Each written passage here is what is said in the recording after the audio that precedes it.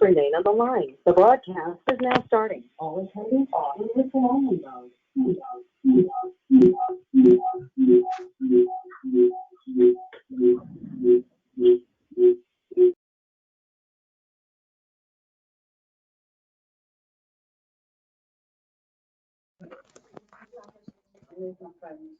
Yeah.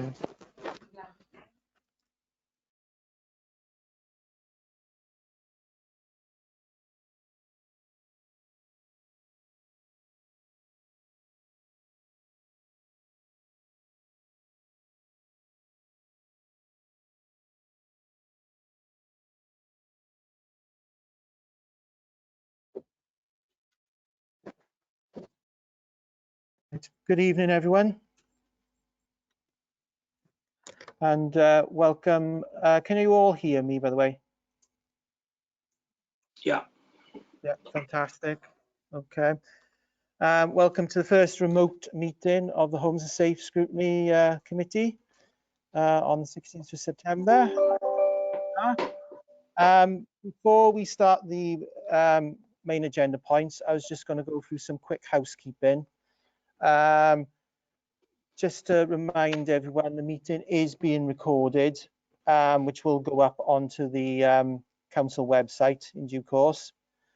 Just some other key sort of bits of housekeeping. Obviously, if you're not speaking, if you can mute your microphones if possible, just to obviously avoid any sort of reverberation or feedback. Also, if you get any problems in terms of internet connection as we go through the meeting, one way you can get around that is if you turn your camera off, it can speed up the audio side of things, and the key thing is to hear and be heard for the meeting. Obviously, we've got Councillor Parker who's dialed in as well, so unfortunately he'll be able to hear, but unfortunately he won't be seen during the meeting. Okay, I think that's the main points. I don't think there's anything else. Oh, only a quick thing. Obviously, if you want to speak, you can raise your hand. Obviously, if you can't raise your hand, your webcam's not available. There's also the chat function as well, which is on the control panel for the meeting. You can send messages through to the chair or myself there. Also, if you can't do that, you can sort of obviously interject where you can and ask if you want to speak. Okay. Right. If we're all happy, I'll make a start with the agenda of the meeting. The first item on the agenda tonight is the appointment of the chairman. If members would like to put forward any nominations for the chair for tonight, please. I'd like to nominate Sandra Perks. Okay. Councillor Nugent. Thank you, Mark. I'd like to nominate Councillor Scrutiny. Okay. We also need seconders for the nomination. I can see Councillor Rowlands on his hand up. Second, okay. Second, Councillor Kay. Bloody hell. Yeah, I think it's me. I've got pictures and that. Yeah, I'll second the nomination. I'll delete the. Somebody should let me in, I think. Okay, bear with me a second. I will take it away.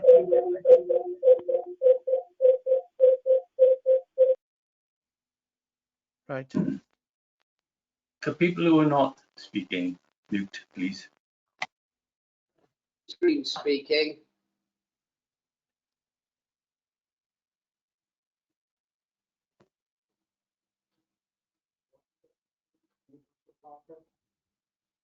Sorry.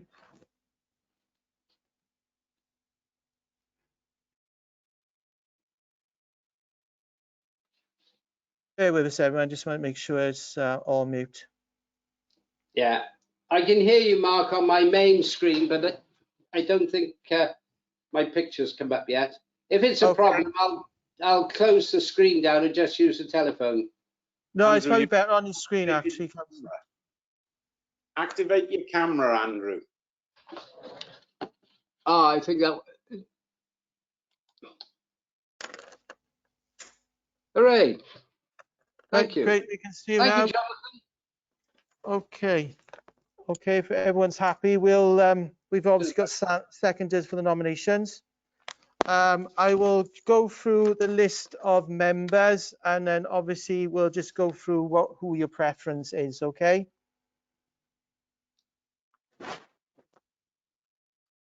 Okay, I'll go firstly for Councillor Aviat. I nominate Councillor Sandra Perks. Oh, sorry, I apologize. Next then, Councillor Bird. Sandra Perks. Councillor Brooks. Sandra Perks, but can I just check that you could see me, because twice I had my hand up and John called me in. So I just want to check, can you actually see me raising my hand? No, your camera's not activated. Ah, You need to activate your camera, Bronwyn. that's probably why. That's it. That's it. Thank you, Okay, Councillor. thank you. Councillor Cave. Obviously, you nominate yourself. Councillor Cave, yes, with my nomination, yes, with my vote. Okay. Okay, Councillor Collins. Councillor Perks. Okay. Right. Councillor Hanks. Sandra Perks. Thank you. Councillor Nugent Finn. Councillor Christine Cave. Thank you very much. Councillor Parker. Sandra Perks. Thank you. Councillor Perks. Let's see, nominate the preference. Sandra Perks. Okay, thank you. And Councillor Rowlands. Councillor Cave. Councillor Cave. Okay, just obviously going through the preferences. Sandra Perks has been duly elected as the chair. Thank you for electing me as chair. If we move on to item number 2 of the agenda, appointment of vice chair. Can I have any nominations for vice chair, please? From me. I'd like to nominate Councillor Julie Aviat.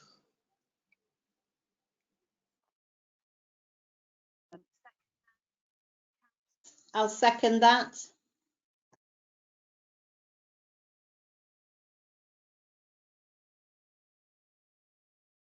Here's the nominations. I'd like to nominate Councillor Cave.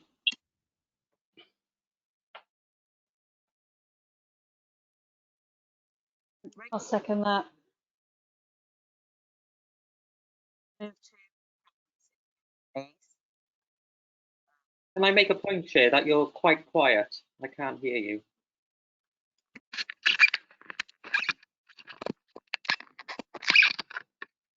Me? I can't hear anything.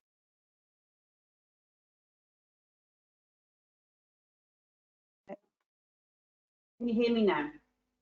Yes.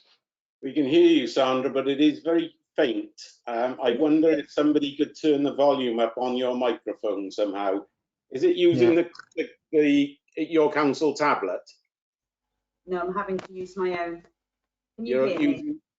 Are you using an iPad or a laptop? I'll have to go now. Bear with me, Councillor. I'll have a look now. You can turn the microphone settings up so it makes it louder. If you look on all the boxes at the side, there's the one with the mute-in, built-in output there, and then there's a way of turning that up somehow.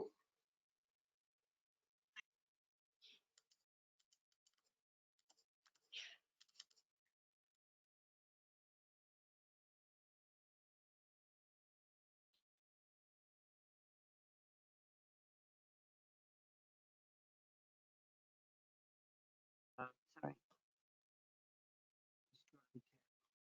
Um,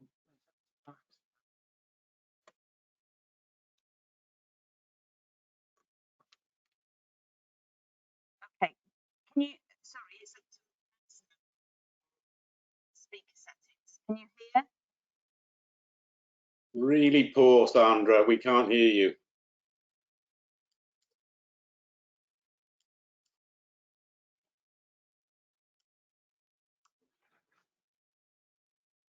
we're just going to briefly see if we can get the chair's volume up. If everyone can hold for a second, okay? Yeah. Thank you.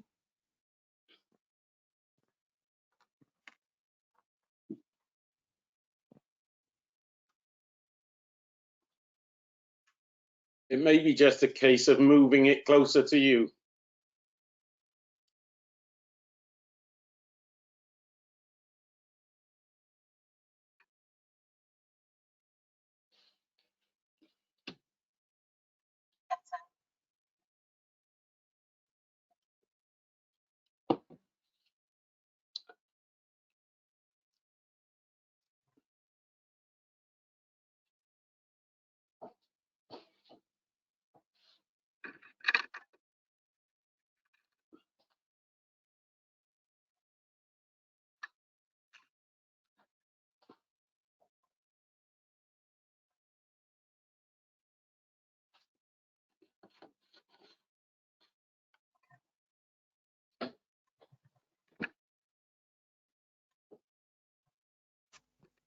Okay, apologies for this. Does that make it any better? Can you hear me better now?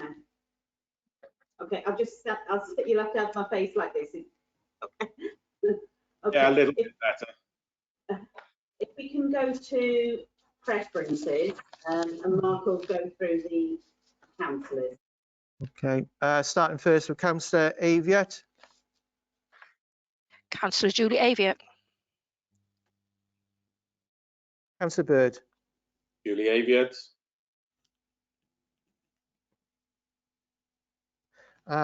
Councillor Brooks. Julie Aviat. Councillor Cave. Councillor Cave. Councillor Collins.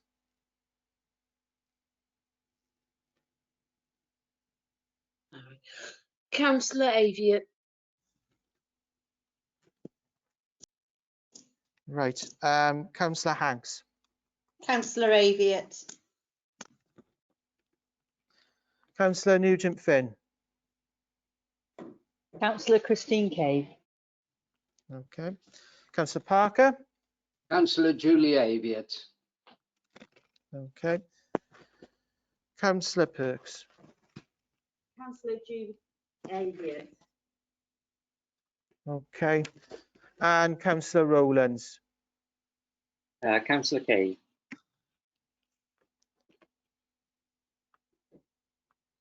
Right, okay. Just going through that, and Councillor Julie Aviat is duly elected as Vice Chair. Congratulations, Councillor Aviat. Can we move on to please? Okay, Councillor, okay, Chair. We've got apologies from Mr. A. Raybould, Mrs. Winnie Davis, Mrs. Gina Doyle, and Mrs. Bethan Hunt from the Tenant Working Group, and Mrs. Bethan Hunt is from the Citizens Advice representatives. Okay, thank you, Mark. February, do people want to take them as read?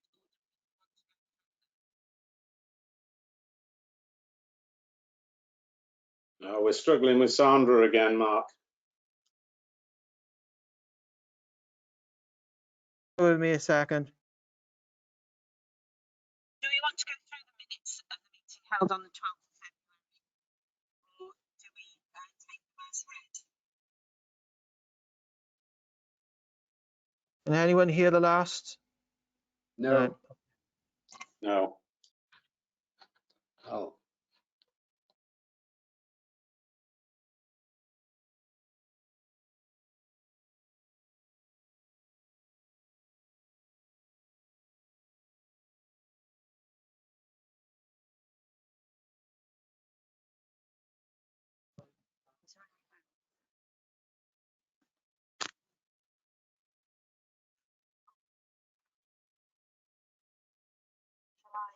I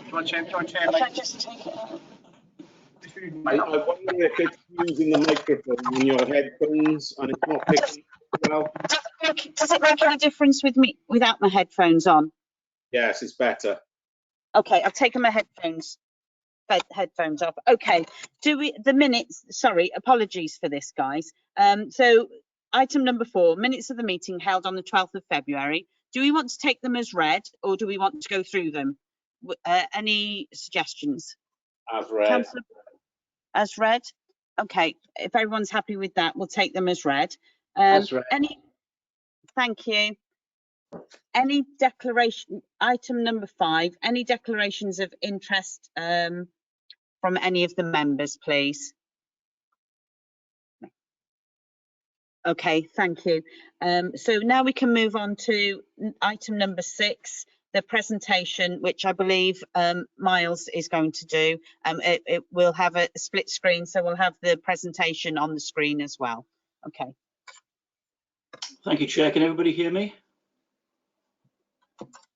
Okay. Yeah. Yes. Thank you very much. Okay. Good evening. This presentation provides members with an update on the Council's response to the COVID-19 pandemic and our work towards recovery. Next month, you'll have a further presentation because a report is due to Cabinet in September, which deals with our strategy. So, as I say, this will be a theme, I think, over the next few meetings. So we'll provide a further presentation with more detail next month. So just a bit of an explanation. If anyone's ever been involved with disaster management, they'll be familiar with these terms. So essentially, we treated COVID like any other disaster. Essentially, your first point of call with a disaster is your initial response. Initial response deals with the issue when it's at its peak. So in the case of COVID, it was around the March time. Then we move into transition, which is essentially when Welsh Government is starting to release some of the controls on lockdown, and we are stepping up our services back in to provide to the public. And then full recovery. In terms of recovery, normally in most emergencies, that's back to normal. But what we've established, and I think you probably recognise this as well, is that there's an opportunity for us to recover to better than normal, because some of the things that's happened over the period with COVID have been some interest in learning, some of the issues such as people working remotely, and some of the things we brought in place, like the HWRC site booking arrangements, which have been really successful. So recovery in terms of us is going to be a better provision of services, that we would say, rather than what was previously the case. We always have to be aware that we could revert back. As well as you can go through these stages in a forward positive way, you can always go backwards. We've all seen what's happened in RCT today. They have effectively gone back into response phase. So we are ready for that should that happen. So if there's a problem with the Vale, we are able to go back into that response phase because we're basically well learned in it now. We'd rather not do that, but we can go back into that phase should it be necessary for us to do so. So in terms of the next slide, when the pandemic struck, we defined a number of quick response objectives. So we knew that we had to provide certain services, and they couldn't stop. For example, caring for vulnerable residents, which is one of our main priorities, which is one of the things we had to ensure that we did. Things that perhaps we didn't think at that time were that important in terms of the priority of services, and one of which is building cleaning. So one of the services that comes into this committee. In our continuity plans for business, building cleaning was never really right up there as one of the most important services we provide. But in terms of a disaster like this, it certainly is up there. And I must say, I must give thanks to the cleaning staff and the management, because some of the work they did when this pandemic was at its peak, particularly working in the hubs, was exemplary. And I know we've gained some good reputation with the schools, and we're hoping, Mike and I, that we'll actually get some more work in long term out of that. So we had to ensure that the lockdown measures were in place. So we were pretty quick in closing down things like parks and open spaces, some of our car parks, and it was interesting to see Barry Island in April with not a soul on it. And we took that action to protect our public, our residents and our visitors. And we also had to make sure that our workforce was safe. So one of the things we were doing is changing the way we deliver our services. So you may have seen refuse collection services from March to June and July. We had a situation where we were following the refuse vehicle around with a person in one of the loaders in a car. The reason for that is we couldn't have three people in a cab at the same time. We've reverted away from that now, and the crews are wearing PPE. But that was our response, maintaining the services, but also protecting our staff. One of the things we also did as well, which was very important to us, was our community leadership role. So we were one of the first councils to have the tannoy vehicles out there, basically spreading the message to stay safe, stay indoors. So that worked really well for us, and we had that going for about 4 weeks at the height of the problem of the pandemic. We had to work closely with our partners, clearly, and we had to keep the council running and help businesses. So we gave out millions of pounds worth of grants really promptly, and that was mostly in Marcus's area, but we helped a lot of businesses continue to operate during that really difficult time. And we kept the council running, a combination of staff working from home and working at the office. And some of the things that we did, it was really pleasing to see, in particular, people like the refuse crews getting really well praised by the public for continuing to deliver their services. And also, I will say this now because I'm really proud of it. For the first quarter of this year, the height of the pandemic, we have a recycling performance target of 70%. So whilst other councils, and I won't name them, were not able to collect all their recycling, and we're even having to burn some of it because of the issues with their workforce, we managed with our workforce to continue those frontline services in as normal a way as we could. And we also did our best to keep people informed at that time.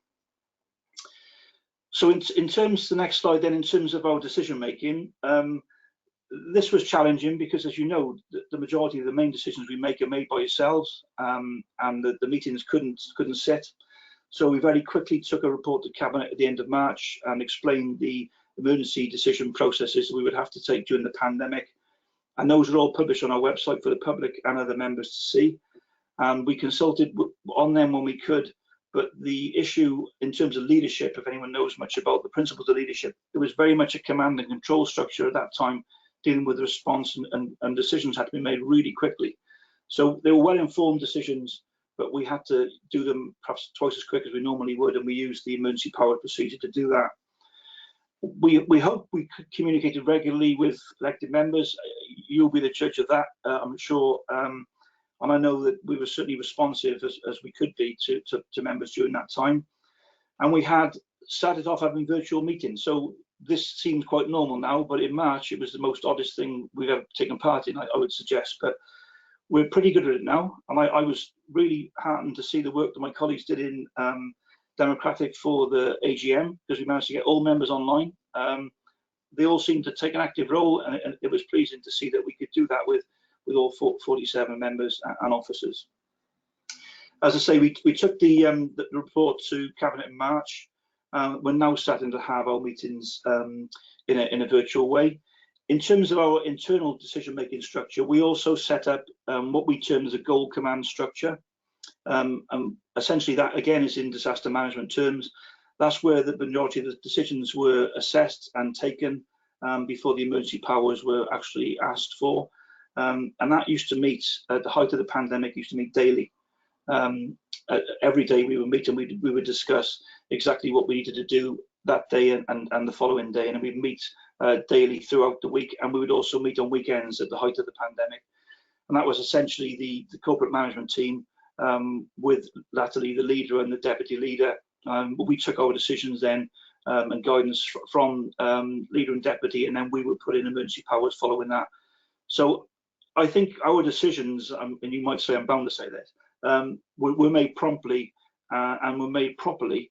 And some of the things we did, and some of the things we opened, for example, public conveniences, we closed them, but we opened them before anybody else, and we opened them because we'd undertaken a proper risk assessment, which we ended up giving to the Welsh Local Government Association so they could give to others. So some of the things we did during this pandemic, it wasn't all brilliant. There were some learning points, but a lot of the things that we did were quickly made decisions, the right decisions, and we were followed by others in those decisions. So on to the next slide. In the summer, we had a reflective learning exercise with senior staff across the full organisation to identify things we did well and things that perhaps hadn't worked so well. And we posed ourselves a series of questions, and these are the questions there. A few things come out of that discussion, which we'll go on to in a minute, which is issues in terms of staff morale working from home.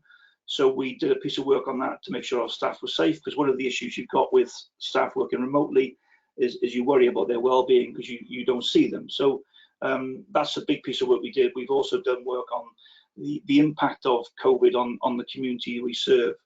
So what I'd like to do now, I've got my colleague Mike is here. So what I thought would be more interesting to you than the theory is Mike taking you through some of the headlines for his service area to see how housing's been affected by COVID and what he's done and his team has done in order to mitigate and to take those services forward, particularly when Mike's service deals with the most vulnerable, and in situations like this, it's the most vulnerable that are worst affected. So if I can just allow Mike's slides to come up and give Mike a few minutes to present his, and then we'll come back to this presentation if members are happy.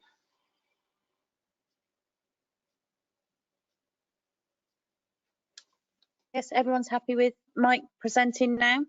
Yes? Excellent.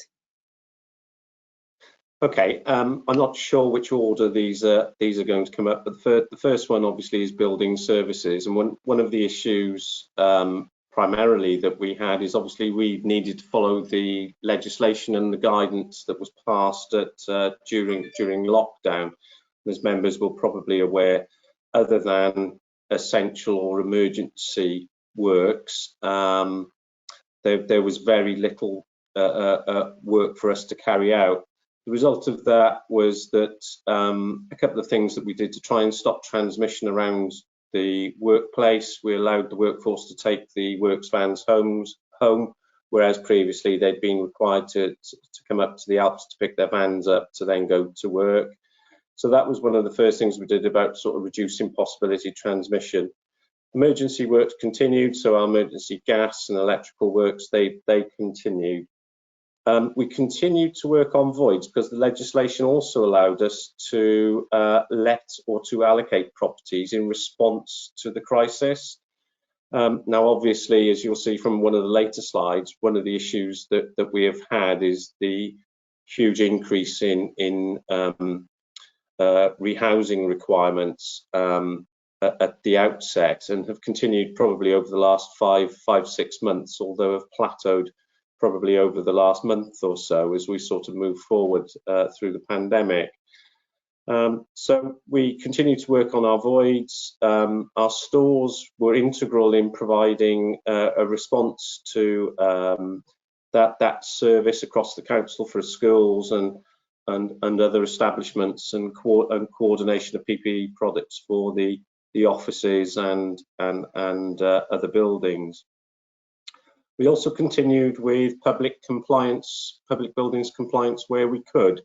Clearly, a lot of the buildings that we would actually be going to visit to check on things like their gas certification, etc., we couldn't get into those buildings, but subsequently we have picked up on all those works, and all the buildings that are currently open, all the critical compliance checks were completed. One of the things we obviously hadn't done in the main previously was to test for Legionnaire's disease, because obviously most of our schools are open most of the time. However, where they were shut for months on end, the schools were required obviously to undertake Legionnaire's testing, because the water was standing in pipes for months and months and months. So building clean and security, subsequently we were also, as we moved out of lockdown and where we were able to do essential and other repair and responsive works, the workforce has come back. We split the shift, so we had workforce in because there wasn't enough work for them all to do. Because tenants clearly at that stage didn't want people within their properties carrying out repairs to their kitchen units or some of the more routine repairs that we do. That has moved on, and we're probably at about 80%, I suppose, of where we would have expected to be at this time last year, as an example. One of the impacts for building services, as members will be aware, building services is a DLO, a direct labour organisation, and it's based on the principle of trading account. And one of the difficulties we will have towards the end of the year, there's a requirement clearly for that trading account to operate, not necessarily profitably, but certainly not to lose money. One of the issues that we have is obviously a lot of our clients didn't want work done for the 6-month period. We've started to pick up. We had a backlog of work that we're obviously starting to work through as well, which has led to some complaints from customers and tenants with regard to some delays in terms of getting some of the non-essential work now carried out. But nevertheless, there will be a pressure on the building services account, the trading account at the end of the year. And I would imagine we will make a loss on the trading account this year. We just won't be able to pick up all of the work that we've missed. In saying that, our project and plan team throughout the summer has done all of the work that they were required to do in our schools as part of the schools capital programme, and that was carried out in a very short period, constrained period of time. Next slide, please.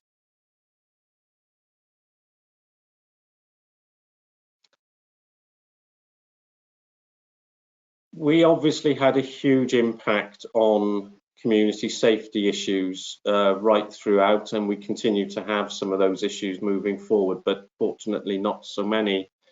As you can see from the slide, antisocial behaviour for the period between April and August saw a 166% increase in reported antisocial behaviour, 2,622 incidents. The team were more than stretched, I think it's fair to say. They didn't break, but it was extremely challenging for the community safety team to be able to respond to all of the issues that all appear to be happening at the same time. Clearly, we had the issues of neighbours unhappy with other neighbours breaching lockdown conditions, but also issues in relation to general ASB around barbecues, noise, dogs, children, that came as a result of the vast majority of the population being in their homes 24 hours a day, and obviously those tensions that existed. As we indicate there, we had a lot of issues with younger people and some of the other issues which are going to have a longer term impact, and we're still working through. One of the things that we did do as a result of a number of the issues that we saw early on that were reported quite widely, I suppose, in the media and obviously yourselves as members, was around a lack of response to the hotspots that were occurring. We couldn't be everywhere, nor could the police be everywhere all of the time. And as a result of which the council took the decision to purchase 5 deployable cameras, which we've now purchased, and the majority of them are now on site, which are dealing with the hotspot issues. So where we've had an issue at, say, Maslin Park, we had issues obviously at Ogmore, which were well publicised, and other areas. We now have the ability to deploy these cameras.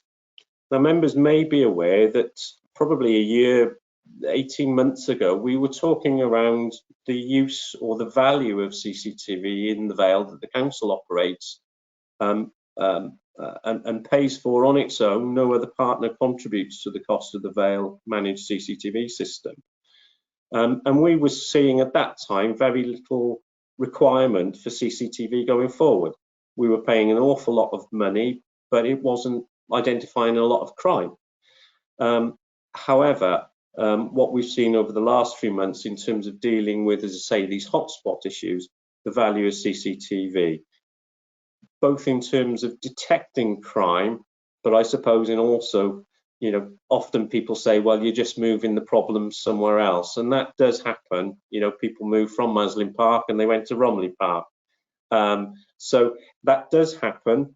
But however, you know, the CCTV is state of the art. We are able, obviously, to identify individuals, and both ourselves and the police can obviously deal with individuals that we've identified more easily. There will be a report going to Cabinet in the next few weeks with regard to the review of CCTV with a number of options around future funding and also in relation to whether there's an all Wales response to CCTV or a regional response. I will be sitting on a strategic CCTV group which has been set up, and Deb Gibbs will sit on the operational arm of that group, and we will report back to Cabinet in due course. Domestic abuse, I think we were extremely concerned that there would be a huge increase in reported cases. As you can see, the community safety team identified that reported cases remained relatively stable in comparison to last year's reports, but we were still responding quickly to those reports as they came in, both on a multi-agency basis with partners. I think what we will probably not see yet is a number of cases that will come to the fore in the coming months, because as we all know, domestic abuse is obviously a hidden issue, and as particularly victims are able to contact agencies face to face or through other means, the likelihood is that reporting will increase. Clearly, it's been very difficult for somebody that is being abused to report at the moment, although there are avenues to be able to do so. But those opportunities are less, but will improve as we move forward. Next slide, please.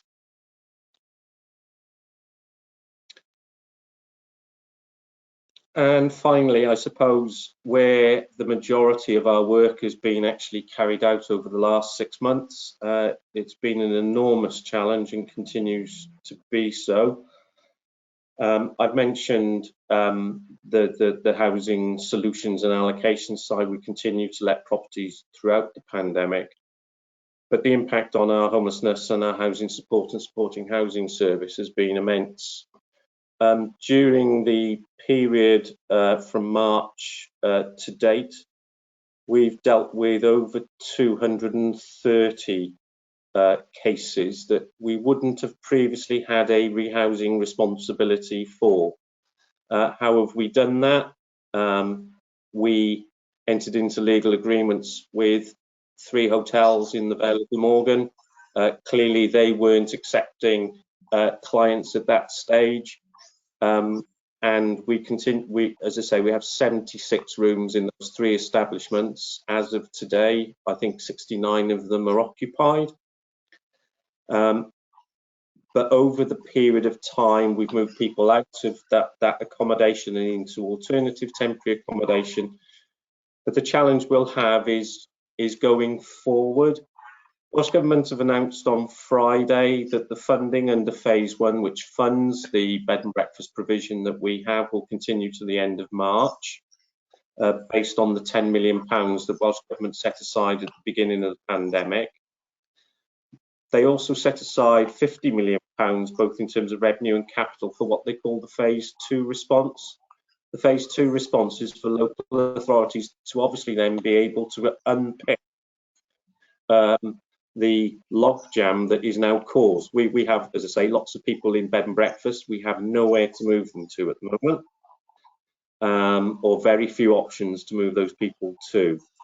So the phase 2, we were required to put forward a response to Welsh Government. Each local authority in Wales did that to bid for the 50 million, a proportion of the £50 million. We put forward about 5 or 6 projects. We were only successful in 2. One is looking to develop a modular housing scheme, so an off-site construction to provide up to 14 modular units of accommodation, and we're working on that now. £50 million, by the way, has to be spent by the end of March,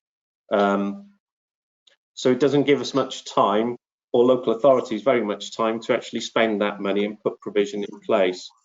One of the other schemes we're looking at is a complex needs scheme, because what we've found is a lot of the people that have come through the system that we wouldn't otherwise have identified as vulnerable or those that we have identified as vulnerable, a large number of them we've seen before. We've seen them before 4 or 5 times. And what this has given us an opportunity, and this positive opportunity, is that we've actually accommodated people, and we've had the opportunity, because they've been located in secure accommodation, we've been able to work with them. So we've been working really closely with drug and alcohol agencies, mental health agencies, health, social services, and providing wraparound support solutions for these people, which will obviously assist us in the long term and hopefully break this cycle that we have seen with very many particularly the young single people that we've had to deal with in the past. One of the I suppose disappointments is that we invested an awful lot of our support in People Fund in the opening of a one-stop shop in Holton Road, which was to provide services directly to people who just walked in off the street. Now, they were due to open on April the 6th. Unfortunately, they weren't able to open, and they've still not opened to face-to-face meetings. They are working virtually with all of our clients and provide support and assessment and support for all of our clients. But we are seeing those that we have safeguarding duties or concerns about, and for those that are very, very vulnerable, they are being seen in a COVID, in a secure way, in a safe way, face to face. But the vast majority of the people we're supporting at the moment is virtually. Civic offices will open in the next few weeks 2 housing services. At the moment, it's we're not receiving housing clients at the Civic, but that service will open shortly as we understand the learning from the measured opening that we've had recently. I think that's about it. I think the problem, as I say, the challenge we will have going forward is how are we going to assist effectively 230 people, not necessarily just those in bed and breakfast, but 230 people, the majority of which are single people or couples, into permanent accommodation in the future. About 50% of those people are people that we might not have had any statutory duty for in the past, but obviously Welsh Government have amended the legislation, whether it be temporarily or permanently, so that we do now have a duty for those people. But clearly we don't have the move on solution for them all as quickly, and certainly the phase 2 response will not assist everyone. We're clearly going to have to be relying on our RSL partners in terms of some of their development programs going forward, our own development program, but we're talking about medium and long-term issues. And I suppose our concern is in the interim, in the absence of those, what's going to happen with the people in the temporary accommodation? You know, it's supposed to be emergency accommodation. Certainly bed and breakfast is not what we would see as suitable accommodation for residents in the long term. And I suppose that's where we will be working as a team over the next 3 or 4 months, and putting forward some other solutions. We may have to look at de-designating existing council stock. We may obviously be lobbying Welsh Government with regard to issues around, and even though it's not a devolved issue, things around discretionary housing payments, issues around the welfare reform, issues around bedroom tax and those sorts of things, because, you know, as we know, people under 35 generally are only entitled to the shared room allowance, and we haven't got a great deal of shared rooms in the Vale. So there are a number of issues we're gonna look at. I know Miles said I would talk through quickly. Obviously, that wasn't very quickly, but I haven't seen you all for such a long time, and I thought you might be interested in where we've been for the last 6 months. Thank you. Okay, thank you, Mike, for that that very interesting presentation. If people are happy, if we can come back to questions that we might have for Mike after Miles finishes his presentation, is that okay with everybody? Yeah, so if you've got any questions, note them down and we'll come back after Miles has finished his. Okay. Thank you, Chair. Thank you, Mike. Chair, I wonder if this would be an opportunity to bring in my colleague Marcus Goldsworthy, because one of the issues that's covered by this committee is disabled facility grants. So whether Marcus could provide an update on the issues in his area, if you would be happy for Marcus to do that. Yes, we'll hear from Marcus as well. Thank you. Thank you. Thank you, Chair. Yeah, I'll be really quick, and actually a lot of the issues that Mike has raised are exactly the same. They're exactly relevant because obviously during the initial lockdown, we rely on referrals from the council's occupational therapists, both in social services and in other areas with regard to disabled facilities grants. And of course, those just dried up because obviously no one wanted to go and meet occupational therapists, and occupational therapists were not going out to meet people either. The other issue we came across was we use a number of builders to undertake these works, and the builders immediately put staff on furlough, so we had no one actually to undertake any of the works. So what has happened over that period is that we have had a real slowdown, or almost a stop in terms of work for disabled facilities grants itself, although the staff have been repurposed and were involved in issuing grants to businesses, and indeed also in appropriating PPE and being able to obtain stock for the council. As time has moved on, obviously, as Mike has said with regard to his housing teams, work has started again, and we started initially with some of the lower risk adaptations, including stair lifts and multi-room adaptations. We have obviously still got issues because quite a lot of the clients that we work with were shielding, so they weren't really willing to have builders in the house doing any work. But we have managed to overcome some of those issues. And finally, one important point, we have been trying to get a pre-contract or a contract framework in place with a number of builders working in the Vale of Glamorgan so that we can get on site quickly and get projects commenced quickly.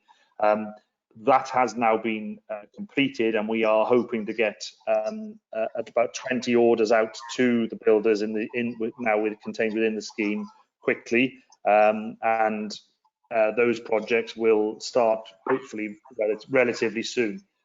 One point to make, which I know Mike has made, is that obviously there's been a huge pent-up demand as occurred during the time when the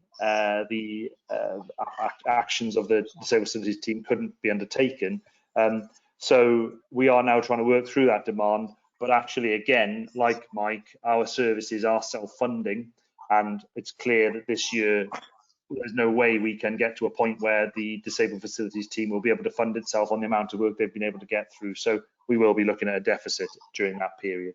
But yeah, that's it really. Very quick one done. Thank you very much all. Thank you, Marcus. Again, if we have any questions for Marcus, if we just save them to the end once Miles has finished his as well. Okay, thank you. Okay, thank you, Chair. Can everybody hear me again? Yeah. Okay, cheers. Okay, we're not back to the presentation. Essentially, one of the things we wanted to do in terms of the recovery is take our staff with us. This is it sounds a bit obvious, but staff are as worried as anyone else in terms of the pandemic, and we wanted them in some cases to continue their work as they've done before. So what we wanted to do was to basically get in amongst them and have a word with them and ask them a series of questions. And what you see there is the headings of the questions we asked them. And what follows, I will follow through these rather quickly. There's quite a few slides here, but we asked our staff to respond to these questions around these headings. And there's the first slide, if we can just go on one, please. We had quite a few responses, over 1,000 responses. A lot of the responses at that time were working from home, which is who we wanted to capture really. We were really worried about people being isolated, and also people being at home working where perhaps they didn't have the facilities that they would have in the office. And one of the issues I think we don't often give enough credit to is the social aspects of working in an office environment and the connections between staff and the relationships formed. So we're quite pleased to see that not everyone had a problem working with home. In fact, the majority of people would like to have this home and working balance, which was quite interesting for us. So that's the first slide that showed that generally people were reasonably happy with working from home. Now, the next two slides there show about were they worried about the coronavirus personally. Our figures are roughly what the Office of National Statistics average was. So there were staff who were worried. They're no doubt still worried, and we're doing what we can to reassure them. And we're certainly making sure that they got the correct PPE and these sort of things. And the managers are very accessible should they have any issues about their own safety. So moving on to the next slide. So in terms of health and well-being, this slide shows a series of questions relating to the health and well-being and gathering information, understanding the steps being taken, and the extent to which our staff feel the council care about them. And the results are generally positive, and I'm really pleased that that's the case. And in terms of senior leaders, people like myself, they were significant interest in the decisions that we were making, and that we were visible. I know that in my role, I'm grateful and to have quite a large office space where I can isolate myself. But just the very fact of the refuse crew seeing managers in shows to them that the problem is shared. And I think it's important for us as managers to be visible. And I know Mike has done the same. And most of us are splitting our time between home and the workplace, obviously keeping ourselves safe. But it's important that we're there for the staff, because a lot of the frontline staff have not had any opportunity to work from home. And often there's a feeling that people working from home are not working in their eyes, because that's not an opportunity that's open to them. So I think the very fact that the managers were turning up at the Alps at normal time and seeing the crews going in and coming out was hopefully something that gave them a bit of a lift. So if we go to the next slide. Communications is always something that we struggle with, particularly with our frontline staff, because they don't have all the IT kits generally. So we've been regularly sending out messages. The MD's been sending out a weekly message thanking groups of staff. We also, I think you've seen, we put signs up on roundabouts giving some thank you messages to care workers and some of the key workers that have been working hard through the pandemic. And it was really well received. I have to say that the biggest lift that the staff got was from the public themselves. And the refuse crews, some of the vehicles were adorned with posters and stickers and crayon drawings, and you name it, they had them up, because the public were really appreciative of the work they were doing. Sickness levels in that service area fell like a stone during that time, which is a message for managers. I'm firmly of the belief that the reason that sickness levels dropped was because of the values the staff thought they were valued more than they were previously, and they were very proud to come to work because they were being recognised for what they did. So that's a lesson for managers, I think, to try and engender that as we go forward. So the next slide then. Response to questions relating to line management support were highly positive. 90% of respondents feel interested to do their jobs, which is really important for us, and 83% feeling their manager cares for their health and well-being. Well, I'd be worried if that wasn't the case. So work is still being progressed in terms of working arrangements and flexibility. We know now that we're not going to go back to everyone being in the office, whatever happens, because it's not the most efficient use of their time or hours or office space. What we're doing now is we're trying to get the balance right between people working in the office when they need to be and working remotely when they don't need to be in the office. And we hope by doing this, we'll not only improve our services, we'll improve the staff well-being, but we'll also free off some office space. So give ourselves, if you like, more income that we can spend on our services.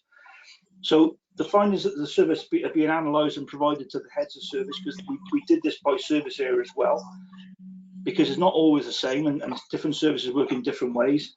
And the work then to deal with staff welfare is being progressed through the organisational development team and the directorate teams.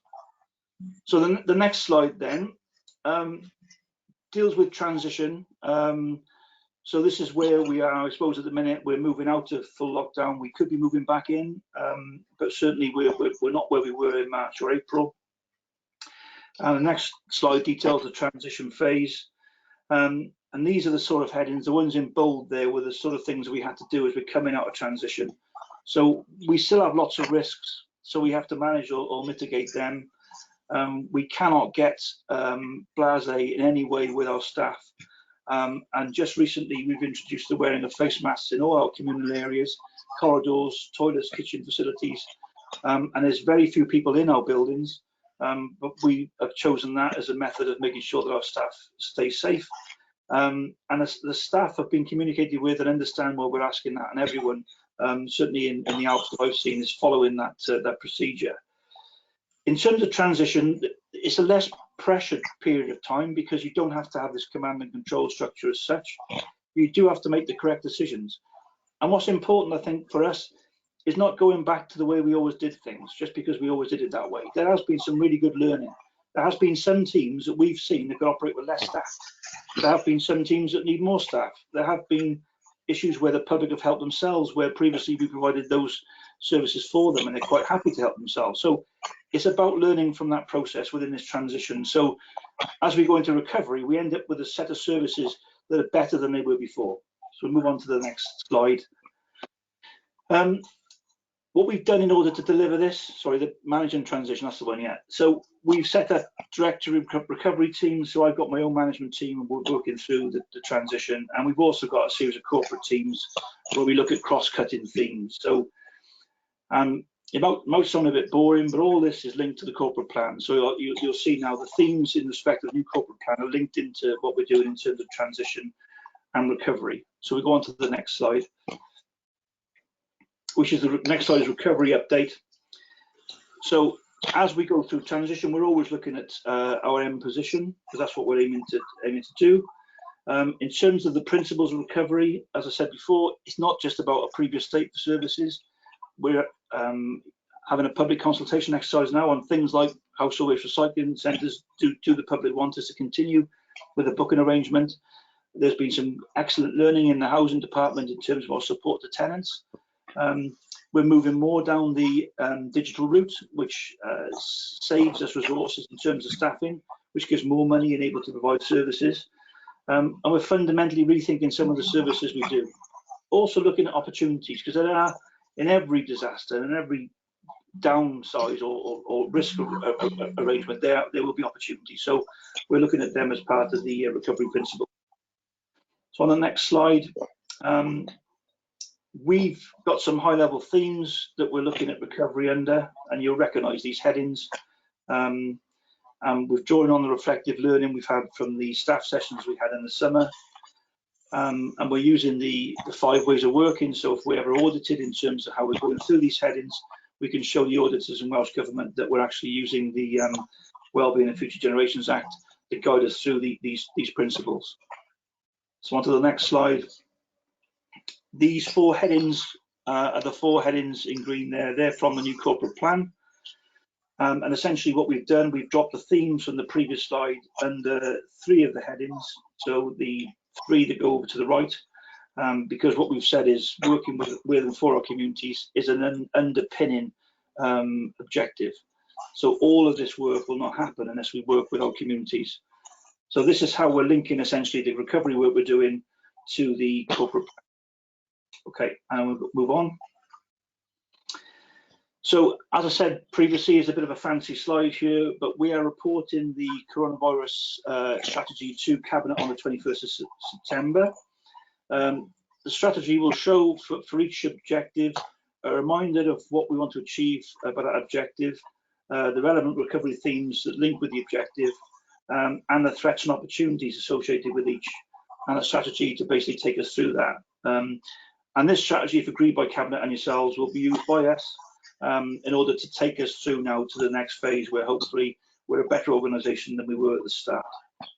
So on to the next slide. So CMT Gold continues. As I said, it was weekly. It's now once a week, but it can be ramped up very, very quickly. The report is going to Cabinet in September in terms of the strategy, and it'll come back to yourselves. We are now, as directors, producing our own recovery plans, so everything we're doing is being recorded till we get to a better place rather than the place we were at previously. And the annual delivery plan, which I'll go on to in the next presentation, will encapsulate all the recovery factors and actions. So that's the end of the presentation. I'm not really sure of the significance of the childlike writing on the front and last page, but I'm sure it means something to somebody. So I'm happy to take any questions, Chair. Okay, thank you. Okay, so if people could raise their hands if they've got a question. I've got Bronwyn Brooks, Jonathan Bird and Christine Cave at the moment. So if we go with Bronwyn first and then Jonathan and then Christine. Okay, thank you, Chair. Thank you, Miles, Marcus and Mike. It's all the M's, isn't it? For the presentation. I thought it was really, really interesting. And I think it's interesting to see where we've come from back in March to where we are now and actually starting to look forward. And I think around that recognition that I don't think our lives will ever actually be the same as they were before. In some ways better, and in some ways, who knows how this is all going to pan out. I mean, I never thought I'd see anything like the situation in my lifetime, and I've been around a few years now. Just a couple of questions, and maybe it's too soon to know these impacts yet. Obviously, Mike, you mentioned about the loss on the housing trading account, and Marcus, you did as well about the DFGs. If there's any thoughts really about how that's going to impact, obviously, next year's budgets, particularly as this is such an unstable situation at the moment, and also around the homelessness issue as well. It's not going to go away, I don't think, anytime soon, and it's how we're going to deal with that and be prepared for either the next wave, local lockdown, whatever actually happens, because I don't think we can actually look too far into the future at the moment. And then there's another question, it's just a thought around, obviously, enhanced cleaning is a priority. Washing hands, surfaces is an absolute priority to keep a lid on COVID. And I just wonder what sort of investigations or thoughts have taken place around different types of cleaning now.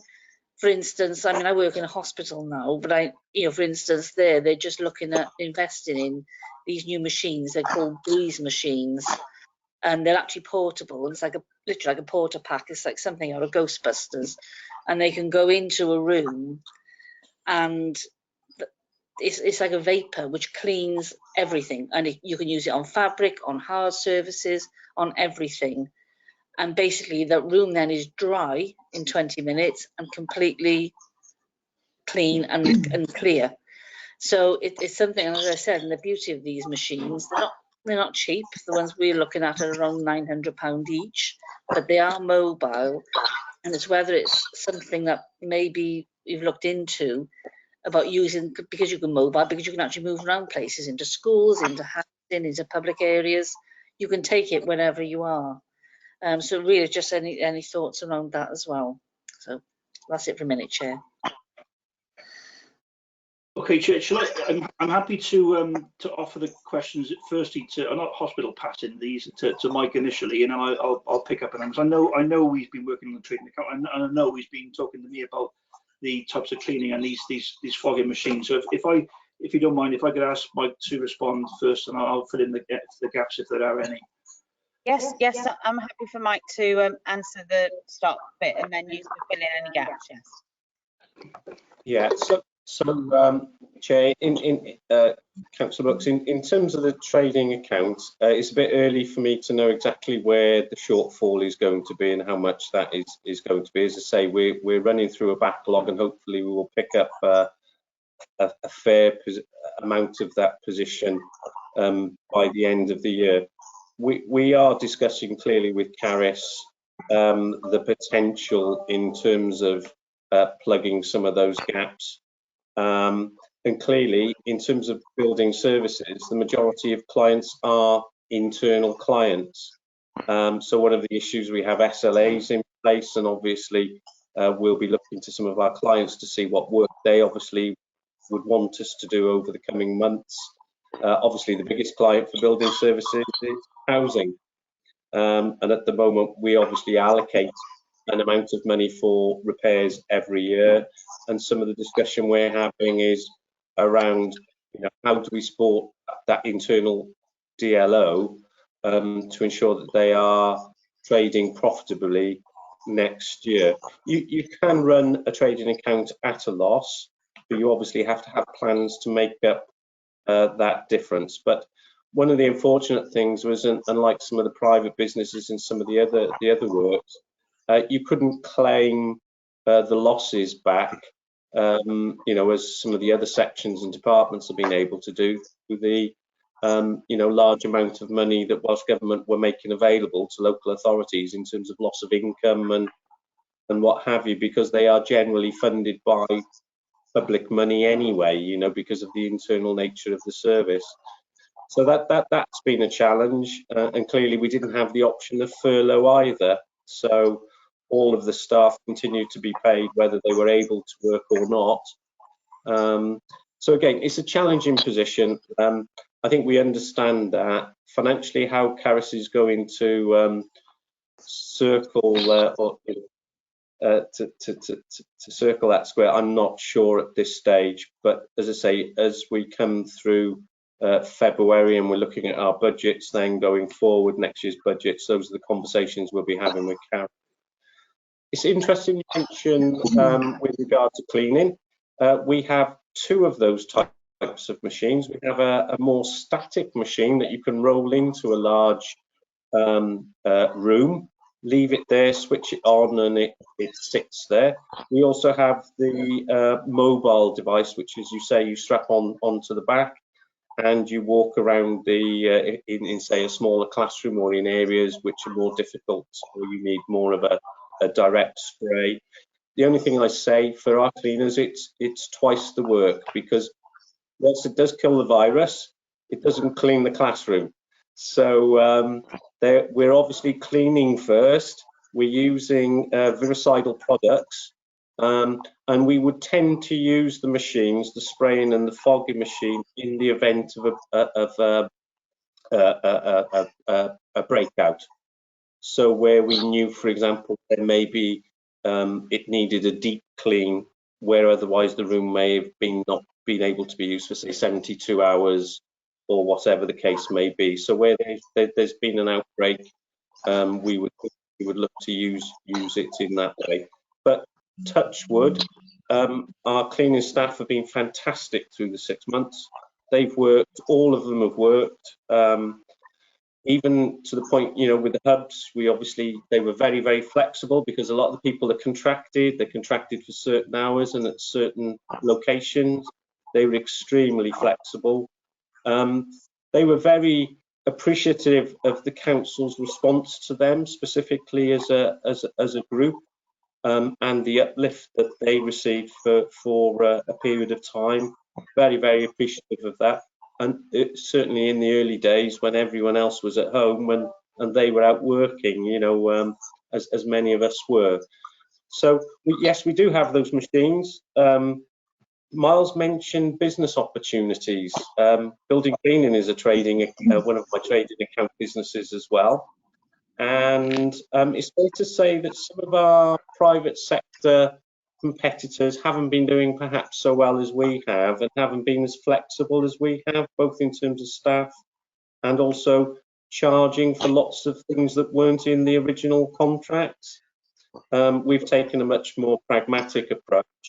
We're not charging schools more for our services, even though that may have some impact. But we're talking to a number of schools who we've lost over the years, who would like to have, like for us to come in and give them some advice. Let's put it that way. I think you did have another question. I think it was about homelessness and about the long-term impact. I think I mentioned in the presentation that we're in the here and now at the moment. We're dealing with the issues that we have. So, for example, one of the hotels we're currently using is near to Roos Airport. During the last month, clearly the airport hotel been taking on additional clients who were flying out of Cardiff Airport. And that did cause some tensions and some issues, because some of our clients have presented some challenges. We have dealt with those, and we've dealt those really well with the airports. and we've had no major issues as may have been seen in other areas of Wales, but they are some of those issues have been challenging. I think the issue that we have is that we don't have one-bedroom stock in the Vale in large quantities. We obviously, through our own development program, our 106 program, our RSL program, we're committed to building more one-bedroom accommodation, but that will take some time.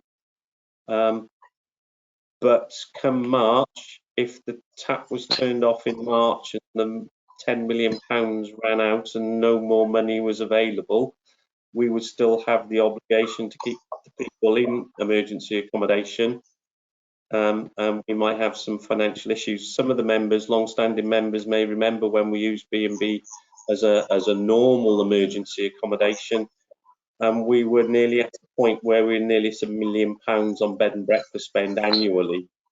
So we don't want to be there, and clearly we're in a far better position now with our own build program going forward. But yeah, it is going to be a challenge, and as I say, other things we're going to have to think about, like de-designating our own stock, perhaps converting a lot more of our stock into smaller units, which is not as easy as it sounds. But yeah, some other issues. We're working with the private sector as well. Private sector's members will be aware provide an awful lot of our shared accommodation for single people. And we are working with a number of landlords at the moment who are out there looking for opportunities for us. So that's looking extremely positive. We're talking to one particular landlord about a former residential home, which is currently empty, and the potential of converting that using the Capital Fund Phase 2 funding to turn that into some form of supported housing. We're not dumping single people in accommodation and leaving the management to themselves. We are going to be providing for the more complex cases supported accommodation, and that will have some revenue implications for me, but we'll meet that through our supporting people budget. Okay.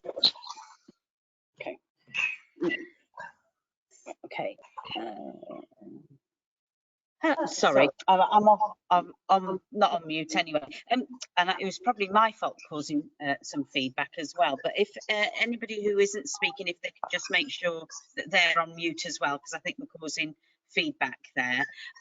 So I think the next person who wants to ask a question is Jonathan Bird, and then it's Councillor Christine Cave then as well. And then Rachel Nugent-Finn is after that. Have I missed anybody else off? No. Okay, so Councillor Bird, if you'd like to go next. Thank you. Christine, you are still not on mute. Can you put yours on mute, because it does cause feedback, please? Mike, I'm very interested to hear about the 14 modular homes as a possibility of. Could we have a little bit more detail? What are they? You know, are they a bed sit type thing? And do you have a site in mind for them? And do we know what they're costing per unit, or likely to cost per unit?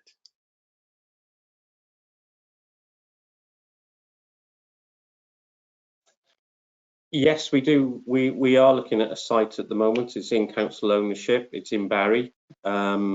We will be taking a report to Cabinet shortly with regard to the Phase 2 bid that we made. We had emergency powers approval through the council during the pandemic to make the bid, which we did. So there will be a formal report coming shortly. As I say, there were 2 schemes. 14 units. Welsh Government, in terms of the capital side and in terms of the new build, put a lot of emphasis on modern methods of construction in terms of what they would support. And clearly, because of the timescales we're talking about, these things have to be built and on site by the end of March. One of the advantages for us is obviously there's emergency planning legislation in place at the moment, which means that they wouldn't need a full planning application. But obviously we would notify planning committee of the use of that power. They will require a full planning application, however, if they're going to be in situ for more than 12 months, in which case a full planning application would be made in due course if that was the case. In terms of the site, it's a central Barry site. It's Court Road.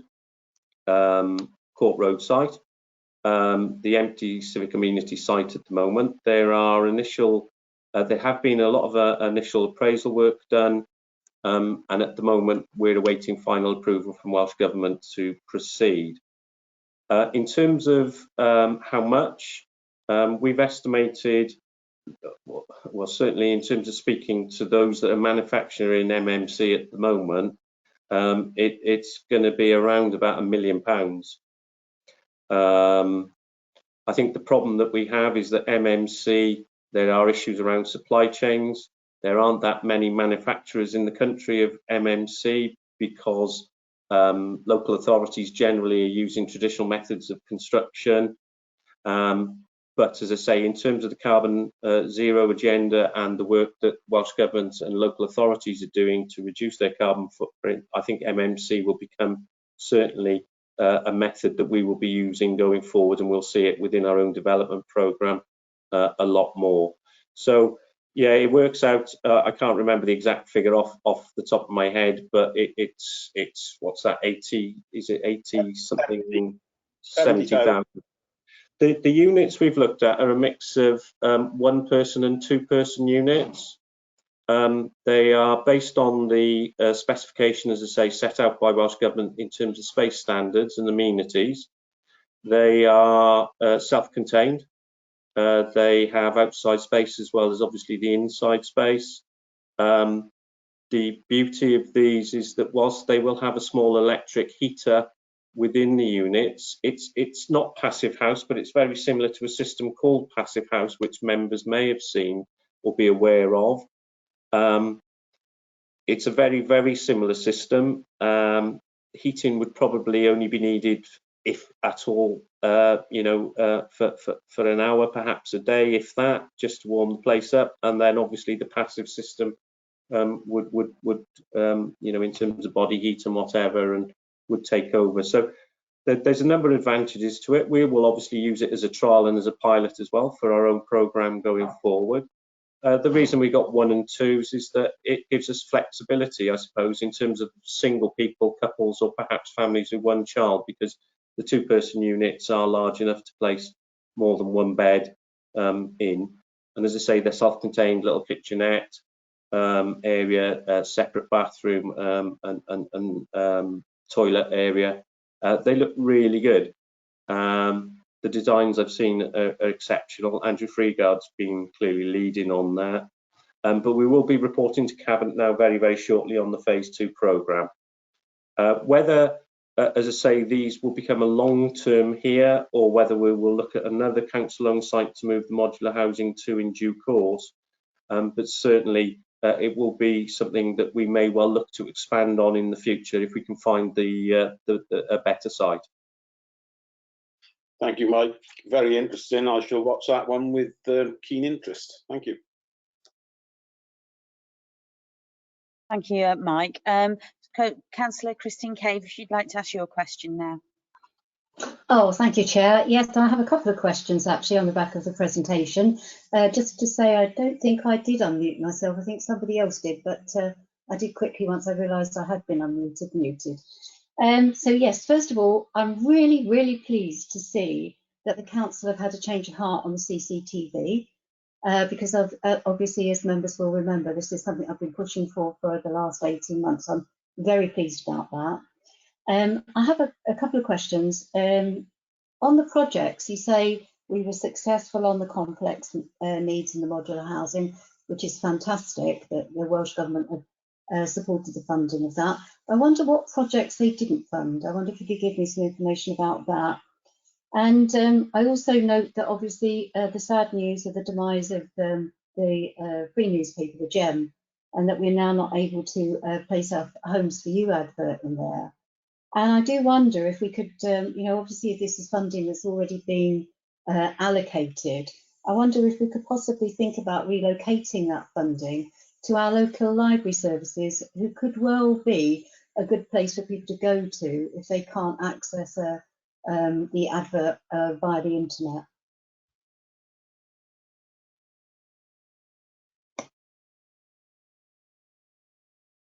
Chair, would you like me to respond? Yes, yes. Who would like Miles? to answer that question? You want Mike to answer it, Miles? Yeah, happy for Mike to answer, Chair. If I take the second point around homes for you, we were already moving. I think we'd reported to the Scrutiny Committee in its last term. We'd already reported we were moving to a more digital and virtual method of managing housing applications going forward, and we have a online application form and what have you. In terms of advertising, yes, one of the issues that we have is that a large number of people won't necessarily be looking at the council's website to see what council properties are available for letting, or they may not have access digitally. We already work very, very closely with colleagues in social services, so that the most vulnerable within us, we provide the advert directly to social workers and to social and health colleagues. So we send the advert as a PDF to them for them to obviously then to discuss with their clients. We also provide and have provided in the past the advert to libraries, and we've also discussed with certain GP surgeries as well, because it's another opportunity where there is public access. I hadn't heard, obviously, necessarily with the demise of the GEM permanently. Obviously, they haven't been running the advert for quite some time, and people have been directed in the main to the council's website. But I agree with you. We can get that advert out in some form in lots of other public places to ensure that people have equal accessibility to the properties, and I think that's very, very important. In terms of the second point around CCTV, just to clarify, there is a review of CCTV. It hasn't been concluded yet, and that options report will be going to Cabinet shortly. There is a draft paper that's already been drafted, which I'm going through at the moment and sharing with colleagues, so it's imminent in terms of going to Cabinet. I think there are a couple of things for us. The Police and Crime Commissioner's Office are supporting, have appointed a strategic lead for all Wales CCTV and a coordinator's position. I mentioned a strategic group which I've been asked to sit on. The first meeting I think was when I think I was off a few weeks ago. Miles attended that meeting, and subsequent meeting will be coming up, which I'll be attending shortly. I think it's fair to say if we're to wait for an all-Wales CCTV solution, we'll still be here in 3, 4, 5 years' time. And we don't have the money to be here in 3, 4, 5 years' time looking to support something on our own effectively, because it's just the council that contributes to that. We want to work with partners. We've had some positive discussions with the police locally around perhaps undertaking our own monitoring at the police station if there is space for that there. I've had discussions with, or Deb Gibbs has had discussions with some police colleagues. There are a number of police officers that are currently desk bound for a variety of reasons, and they may be long-term desk bound. And we've had some initial discussions about whether some of those officers could actually assist us in terms of some of the monitoring if we are to take the monitoring back off Bridgend. Now, Bridgend currently monitor our CCTV, and we are currently in we have a contract which is rolling over at the moment. We have to give notice if we wish to come out of that contract. And one of the options, obviously, we'll be discussing with Cabinet is about potentially bringing the monitoring back, because what we've identified, certainly with the CCTV and the mobile cameras and the issues that we've had over the last 3 or 4 months, it's easy to be far more flexible about what you see and when you see it and when you're looking at something is when you're in control of it. When you have a third party, a partner, as good as Bridgend are, you know, they may have, I can't remember the entire portfolio of cameras. You may have over 140 cameras in Bridgend and the Vale, and 2 operators on at any one time, and obviously things take priority. I'm not saying the Vale doesn't, But there have been times when we'd looked for footage, and unfortunately the cameras have been pointed in the wrong direction when an incident has been ongoing, for example. So that's one of the other options. So what we've got at the moment are the 5 mobile cameras. We will evaluate those as well. And what we're finding is that we're actually using the CCTV for the benefit of the council and the council residents, rather than necessarily, you know, the police want it for major crimes. That's the discussion that we had previously. But clearly they've now become involved, obviously, in much more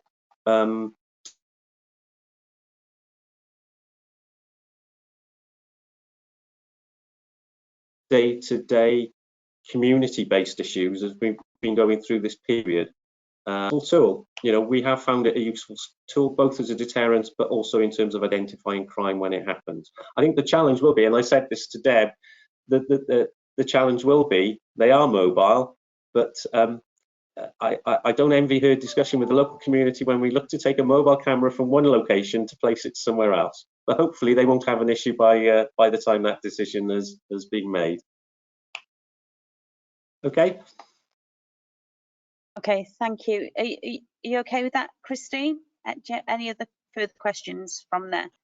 Yes, I did have a question on the projects that weren't funded by Welsh Government, and that wasn't answered.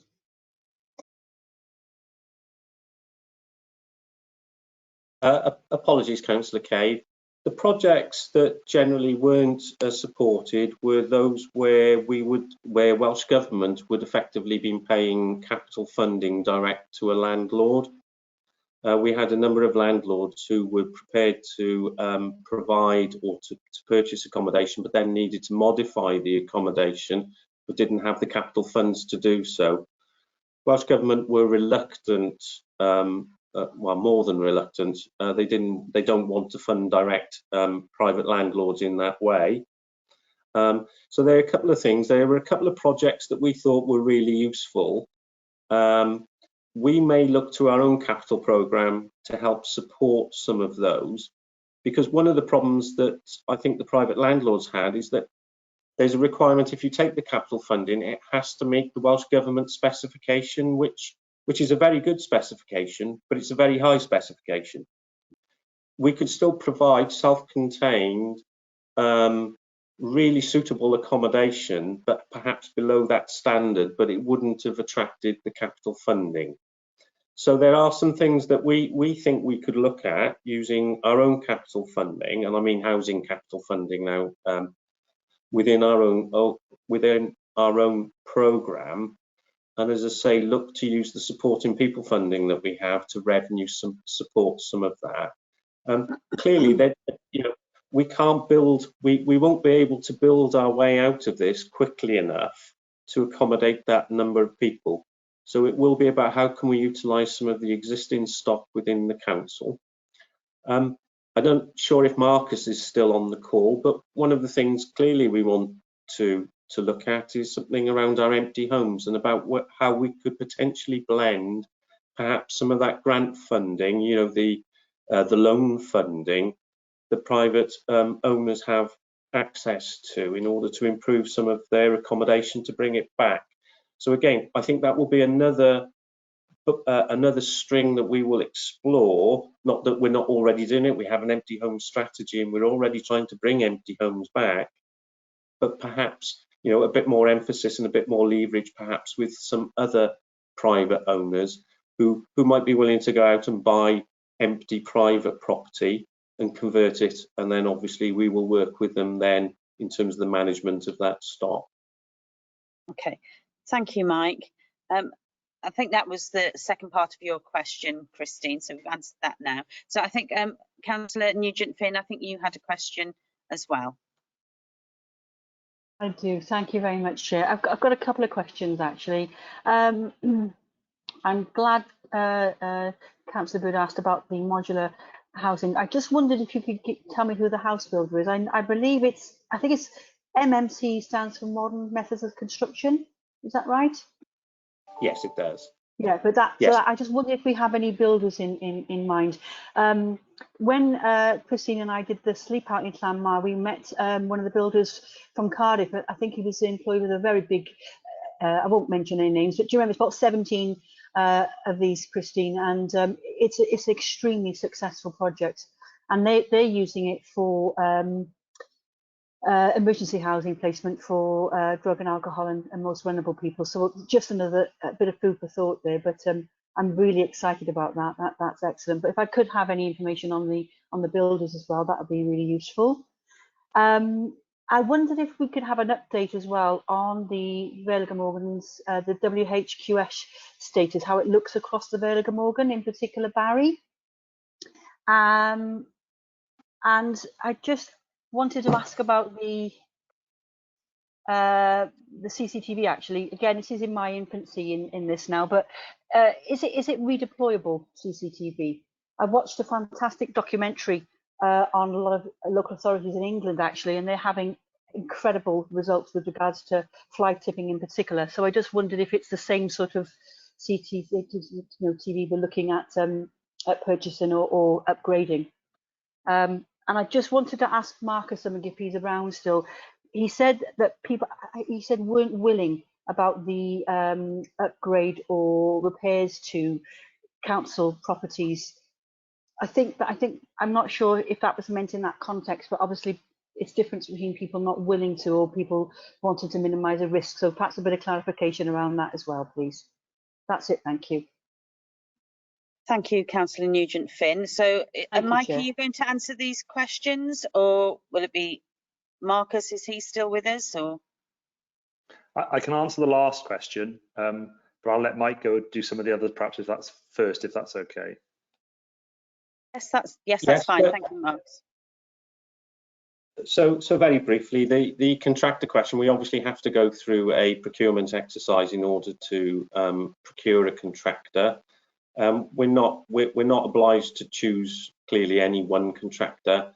There is a framework being put together. One of the stipulations of the Welsh Government is obviously the Welsh Crown being spent in Wales. Andrew Freegard has been to see a local builder who has developed MMC down in the rural Vale recently. He has a system which conforms with the Welsh Government requirement. We know that Passive House is a more national company, but obviously a lot of local authorities and RSLs in Wales are using a system called Passive House. So we will go through a framework exercise to choose a contractor, but as I say, we are mindful that we would want the Welsh money, the Welsh pound spent in Wales. So we'll be looking for a local contractor. But as I say, there are supply chain issues locally because that's an embryonic business in Wales and it has to grow. So it's a sort of chicken and egg. Until people start building MMC in volume, the price is high, and obviously there are very few alternative suppliers. So I suppose it's us working in partnership, but that would be the procurement route. In terms of WHQS, we've obviously achieved WHQS, and we continue to work on the next phase, which is about maintaining WHQS. There has been a delay, however, in some of our external programs this year. Marcus mentioned earlier, we had no contractors had closed down. We had issues with supplies, a lot of supplies dried up. We had difficulty getting kitchens, and for some of the internals we had difficulty getting kitchens and other materials that had dried up for a period as some of the builders merchants closed down as well. So that has set us back probably 4 or 5 months. But speaking to the housing projects team only last week, we're picking up on that now. It didn't help. We lost our housing capital projects manager right at the outset. So we've had to employ somebody at short notice on an agency basis to assist us in pulling the project work together. But we are back on track. But some of the projects are going to be delayed. Some will be delayed into next year, but we're just starting to ramp up. Contractors are working well. WHQS, we still achieve WHQS, and we're still required to do regular returns to Welsh Government, advising of that. So I have no concerns or issues with regard to WHQS. And as I say, the contractors are busy looking for work now as they obviously come back to normal. Totally in terms of the understand last and point, appreciate that, Mike, under the circumstances. Totally understand and appreciate that, yeah. Okay. in terms of your last point, the CCTV is a redeployable system, the 5 cameras that we've purchased. There are a couple of issues there, is that the existing camera stock, and this will be in the report, the existing camera stock that we have is very old. You can't get spare parts for our cameras. What we tend to have to do is decommission a camera to get the parts in order to put the parts on another camera where we need it. However, I would say the redeployable cameras that we've got are exceptional. They are state of the art. They are the most modern technology that we have. And I think what we've been doing is to actually put fixed posts in these hotspot areas, because these hotspot areas will become hotspot areas again in the future. So we've got a position then, and we just come along, we affix the camera. There's no requirement for necessarily then, issues around hookups and all that sort of thing for power supplies and things. They're always there. And yeah, we will see. Obviously, we as I mentioned, we'll use it as a bit of a pilot to start off with, and we will do the review and the analysis. But the council made available £300,000 worth of capital funding for CCTV renewal in terms of its capital fund. I think we've been fortunate. I think we've used some Section 106. I think Emma in the neighbourhoods team. I mean, one of the good things that great partnerships have evolved over the last 6 months. I think Miles has mentioned that. There's very little red tape. We're having conversations about things that would have taken us months to have conversations about. But we've done some really good work with Emma's team in the neighbourhoods about getting these cameras and some of the funding and some of the work with the enforcement team. The enforcement team have been absolutely, they've had a difficult job, a really, really difficult job over the last few months. The seaside issues, the issues around roofs and Ogmore and car parks and whatever. But they've been fantastic. So yeah, so they are redeployable, they're state of the art, and we're hoping to get, as I say, to get some great stuff from it. Oh, thank you, Mike. Miles, did you want to come in briefly? And Marcus has still got to answer something, and then I've got Councillor Sally Hanks and Councillor Bronwyn Brooks then. So Miles and then Marcus first, please. Yes, thank you, Chair. Just as Mike alluded to, I attended the first meeting of the strategic CCTV group, but just to give you a bit of background to that. If you remember, when we came to you previously, the council was very generous to have put £300,000 into the capital programme for sort of a new CCTV system. We weren't saying we wasn't going to have any. We were saying we're going to fundamentally change some of the analogue systems we've got, some of which are in the wrong place, all of which is out of date, and as Mike said, you can't get spare parts for. What we said to the police was, and to the Crime Commissioner's office, you actually fund CCTV in other police commissioner areas. You fund it in full. You provide no contribution whatsoever to the Vale of Glamorgan providing this service. So I wrote to the ACC, and I also wrote to the Commissioner's office, and I think I started a bit of a storm really, because then the police set up this strategic group to look at CCTV across Wales, and as Mike has said, I think whilst the initiative sounds laudable, it'll take years if it ever does happen. And I know it's one of the things Alan Michael wanted to happen. The options for us, I think, seeming that there's no money coming forward, is that we would probably want to control our own CCTV. If the council's going to spend the money, then we will site it somewhere where we can access the cameras and we can control it, like we have with enforcement. Because as money gets tighter, we need to make sure it's targeted properly. So the options that you would be asked to consider will be based around siting the camera stations in a place where we can look at them. So as Mike said, we may get some of the police who are in the same building as us to help with the monitoring, but if they're not contributing, the system will be set up for our needs, for crime needs, yes, but also for community safety and antisocial behaviour, and for looking at issues such as fly tipping, which I know is top of my mailbag often. So just to be clear, more modern system, able to be redeployed, some fixed units, possibly in town centres where we've got our biggest issues, but a much more agile system than we've actually got now. But it's something that the council will be investing in, and I think if the police want to have a say in how it's used and how it's deployed, they should contribute, because they are contributing in other council areas. So it'll be a very interesting report, and it will come to this committee after it's been to Cabinet, because I know you want to be having a say on it. But we got some really good ideas about how this should be run and how you can get really major impacts from CCTV, because we've really not had the benefit of the system that we got in place for the last 5 years or so. So just to clarify, because I did the first meeting, we are involved in the strategic group because we figured it's better to be in a tent than outside. But the group has no powers in terms of what this council does.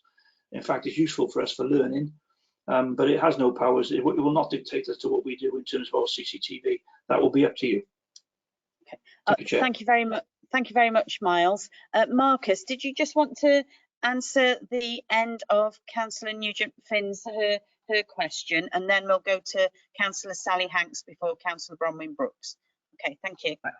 Thank you, Chair. Yeah, just to say that, just to explain that the Disabled Facilities Grant team, they only work with properties which are private sector properties, so they don't actually do work on council properties. So what we were experiencing when the lockdown happened was that obviously, as a private property owner, they have to be willing to let firstly occupation therapists in, and secondly builders in to do the work. And obviously, in many cases, those people were either shielding or had residents in the house who were shielding, and they weren't willing to have either builders or even occupational therapists in the house. So that did lead to problems and delays. But yes, that situation has moved on, obviously, with the shield, it changes to shielding, but also with people obviously wanting to get work done to help them live in their properties. But that was the reason why we weren't able to get into properties. Okay, thank you for clarifying that point, Marcus. If we can go to Councillor Sally Hanks. Thank you. Thank you, Chair. I just wanted to say a big thank you to all senior officers, but in particular to the community safety team of the antisocial behaviour, because they've gone beyond what they've had to do. Their statistics are huge. And also to the homeless team. I think we do appreciate the hard work that so many people have put in. Thank you, Chair. Thank you, Sally. Councillor Andrew Parker is after Bronwyn Brooks. I saw your hand up. Thank you, Chair. It's actually just Sally said exactly part of what I was actually going to say, is around thanking all the officers and all, but also all the staff who've been out on the roads, out collecting our bins and trying to help with all these issues that are around, but also with the dealing with their own concerns and fears and sometimes illness around COVID. So I think as a committee, I would just like to put on record our thank you, and to all the staff, all the officers, directors, for their dedication and for actually trying to get out there and keep working in quite often some difficult circumstances. So I would just like to, I think we should actually put on paper actually our thanks, and thank them for their support, for keeping our council afloat and going and trying to look after all our residents. So thank you. Thank you, Councillor Bronwyn Brooks. Councillor Andrew Parker, you wanted to come in. Michael, I think we might have lost your picture. Are you still there? We lost Michael, I think. Miles can help though. Miles, talking about this accommodation thing for the homeless, there we are, Michael's back. Sorry.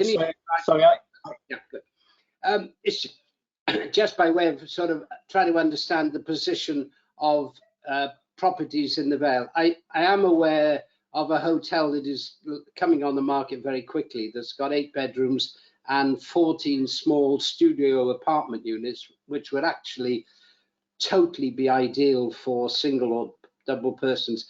Are we able to buy these properties and manage them, or are you looking for private sector people to buy them and they will then manage them with you?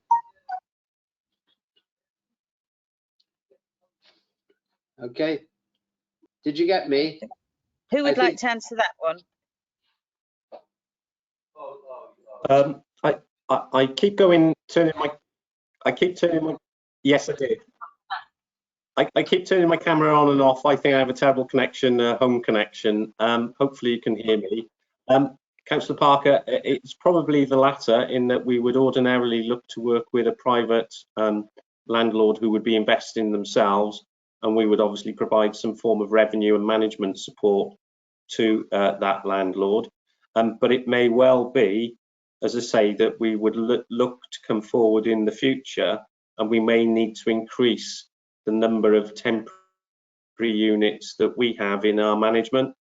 Certainly, if you are aware of somebody that is of an establishment of that nature, certainly if you'd like to put them in touch with me, I'd certainly like to have a conversation with them. Yeah, yes, I'm thinking particularly because of the tight time scale, this property is just about to come on the market. It is probably as ideal as you could get. And clearly you could actually purchase it before the end of the financial year. But what I'll do is I'll speak with you tomorrow, Michael, and I'll give you it's actually got a planning consent, so you can actually call up on the planning, but I'll give you those details tomorrow. Okay, thank you very much. Thank you very much, everybody. I think everybody's asked a question who wanted to ask a question. Thank you ever so much. And I think, yeah, thank you for the report, Miles. I think it's quite detailed, because obviously, you know, for a lot of the councillors, we've been sort of shut away from sort of council business to a certain extent. We've had sort of up-to-date reports from sort of the leader and from the managing director on a regular basis, but it's just nice to know what has been happening with staff and with services over the COVID period. And obviously, as chair of the committee, I'd like to echo what Councillor Hanks and Councillor Bronwyn Brooks said, is that we would like to you know, thank the managers and especially the staff, you know, who've been on the front line doing all the work that they have. We appreciate all the extra hours that everybody has put in, you know, to keep this council going while COVID, you know, has forced us into lockdown.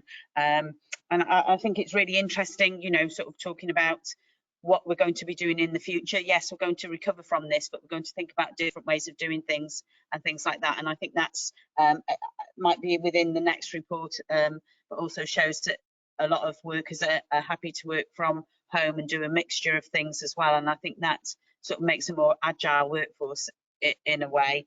And I think some of the things I would also like to ask perhaps Mike about, the housing trading account, and perhaps Marcus about the disabled funding grant. Michael, you said that we would have a report probably the end of the year. We would have an idea whether we're able to have sort of October, November, some idea of where things are as well, whether the committee could have something like that so we know where we are, and just how we're getting on with the modular housing things, because I think everybody's interested in that. And I'm assuming that obviously you're going to be recording the redeployable CCTV statistics when those are available. That would be appreciated by this committee as well. But thank you for the discussion there. I think that was a really worthwhile discussion, and yeah, I know that Mark, who's the officer for this committee, will make sure that we recorded our thanks for all the hard work that you've done. But if you could also relay this committee's thanks to your staff members from us as well, we would really appreciate that as well. So that's Miles, Mike and Marcus as well. If you could do that, we'd appreciate that. So I think the next one is, Miles, are you up again now? Yes, Chair. Thank you. There's a hell of a lot of paper here. I won't take you through all of it, but I'll try and give you a précis so you can all get your head around it, because it took me a while to get my head around it. Essentially, this is the council's new way of reporting performance, and you will note that it's not scrutiny committee based, so it's essentially the whole council document, so performance across all our areas. We produced a new corporate plan, as you're aware, which starts from this year and runs 5 years, so 2020 to 25. And we have a legal requirement under the Local Government Wales measure and the Wellbeing of Future Generations Act to produce an annual report on our performance. So what this is the first quarter performance report for the entire council. So essentially it's come in front of you today for agreement, but what will happen in future is we will present the elements within this report as pertinent to this committee, because there's a lot of information to read there, and whilst it's very useful, and then obviously we want to focus the performance that we provide you within the remit of the committee. So I'm pleased to say that despite the fact that we've been in the middle of a pandemic, our actions and our performance indicators are showing an amber. So they're not green, but they're not red either. So I think that's a testament to the comments that you made about our staff who've still been putting in the work wherever they're doing it. And I gave you an example of how we've still managed to keep 70% recycling performance. So, I mean, that's more to do with our residents as much as it's to do with us. So this report will come to you quarterly. What you'll see in terms of Appendix 1 and 2, which is at the back of the document, is the 4 new wellbeing objectives and the performance indicators and actions that's related to those. So essentially what we have is four new objectives, and everything we do in terms of our service plans, which are our directorate-based plans, are aimed at achieving those objectives. What you'll see at Appendix 1 and 2 at the back of the report is the far right-hand column shows the relevant committee that those actions and those indicators belong to. So it does show that you have obviously a whole range of them in this committee, but what we'd like to do, perhaps not dwell too much on the detail of this report, partly because it's produced in the middle of a pandemic, so it's not really a fair judgment of our performance, but partly because when you see it again, when we do the next quarter, we'll be providing a presentation much more targeted on the actual requirements of this committee, and one by which then you can set your forward work programme. So this is the current position as it stands. Rather, as I say, than go through the report in detail, perhaps I'll just open it up to questions, Chair, because it is very, very detailed. But we will make it more focused for you, because we're very aware that if we produce this heavy tome of information every quarter, it's difficult to focus your work within the remit of the committee. So when you see it again, either myself or Mike will be providing a presentation on the aspects of this annual report that's relevant to your remit, and you can challenge us on those or anything within this plan that's outside of your remit. It's a matter for you. So I suppose in summary, a reasonably good performance for the 3 months that we've been in lockdown. To come out of this with an amber and some of our work progressing as normal as can be is really good. Testament to the staff, as I say. There's more work to do, clearly, because some of the things have dropped by the wayside because we've been reprioritising a lot of our staff. So staff in less priority work have been put into issues such as social care, handing out PPE, that sort of thing. So that's why there's some areas of performance that are down. Also, issues like Mike has mentioned, if we don't have the confidence of our tenants to go into their properties, quite rightly because they're feeling vulnerable, then you're not going to see really good performance in terms of repairs, because there's other reasons why we can't make those repairs like we normally would. So, Chair, perhaps I'll open it to questions, because if I go through this report, we could be here a while. Yes, I'm happy to go straight to questions. Is everyone else happy to go straight to questions? Yes. Councillor Bronwyn Brooks to begin with. Anybody else want? And Councillor Andrew Parker. Sally Hanks as well. Okay. I was actually going to say I think the report is huge. It is huge. I did try going through it all properly, but ended up thinking this is going to be just too big, and I was a bit fearful that we would end up with this every quarter. So I'm really happy, Miles, to hear you say that actually you're going to hone this down then for the next time it comes to us, to actually things that are relevant to this committee. So I'm happy to accept this report as it is at the moment, particularly where we've come from, just coming out of a pandemic and not knowing if we're going to end up going back into the second wave. So I'm happy to accept this as it is, and look forward then to the next report when we can actually look at it, and hopefully things might be a little bit clearer and we're a bit further down the line as well then. Okay, yes, Miles, if you want to come back. Sorry, just to add, I should have said that we're not actually designing this presentation because we like the look of it. Tom Barron's team is working with a group of elected members. I'm not sure who is working on that, but we will produce the report that you want. So if you want challenging information and you want just the reds, just the ambers, and you want to just not have a great discussion on the greens, then that's what it'll look like. So it's important that it's the report you want, and I knew members would say that about this report. It's not targeted enough on your committee. But it's important we showed you the first quarter, and what we'll do is show you this again, but then we'll have a presentation specific to your committee in future. Okay, thank you. Councillor Sally Hanks, did you want to? Oh no, sorry, Councillor Andrew Parker, and then it's Sally Hanks. Bear with me. Yes, no, I was just going to say that quite clearly with 111 pages or however many it was, I mean, full marks to the people that even put it together, let alone the people that actually wrote the report. I mean, 4 or 5 pages of a summary would probably help us all, because I can't believe any of us are ever going to manage to digest over 100 pages. But well done, Miles, and whoever did it.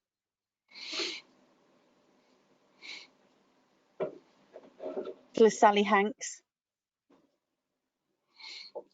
Thank you, Chair. I just wanted to know some information about CV1. I see that 96% of customers' inquiries were resolved at first contact, which I think is excellent.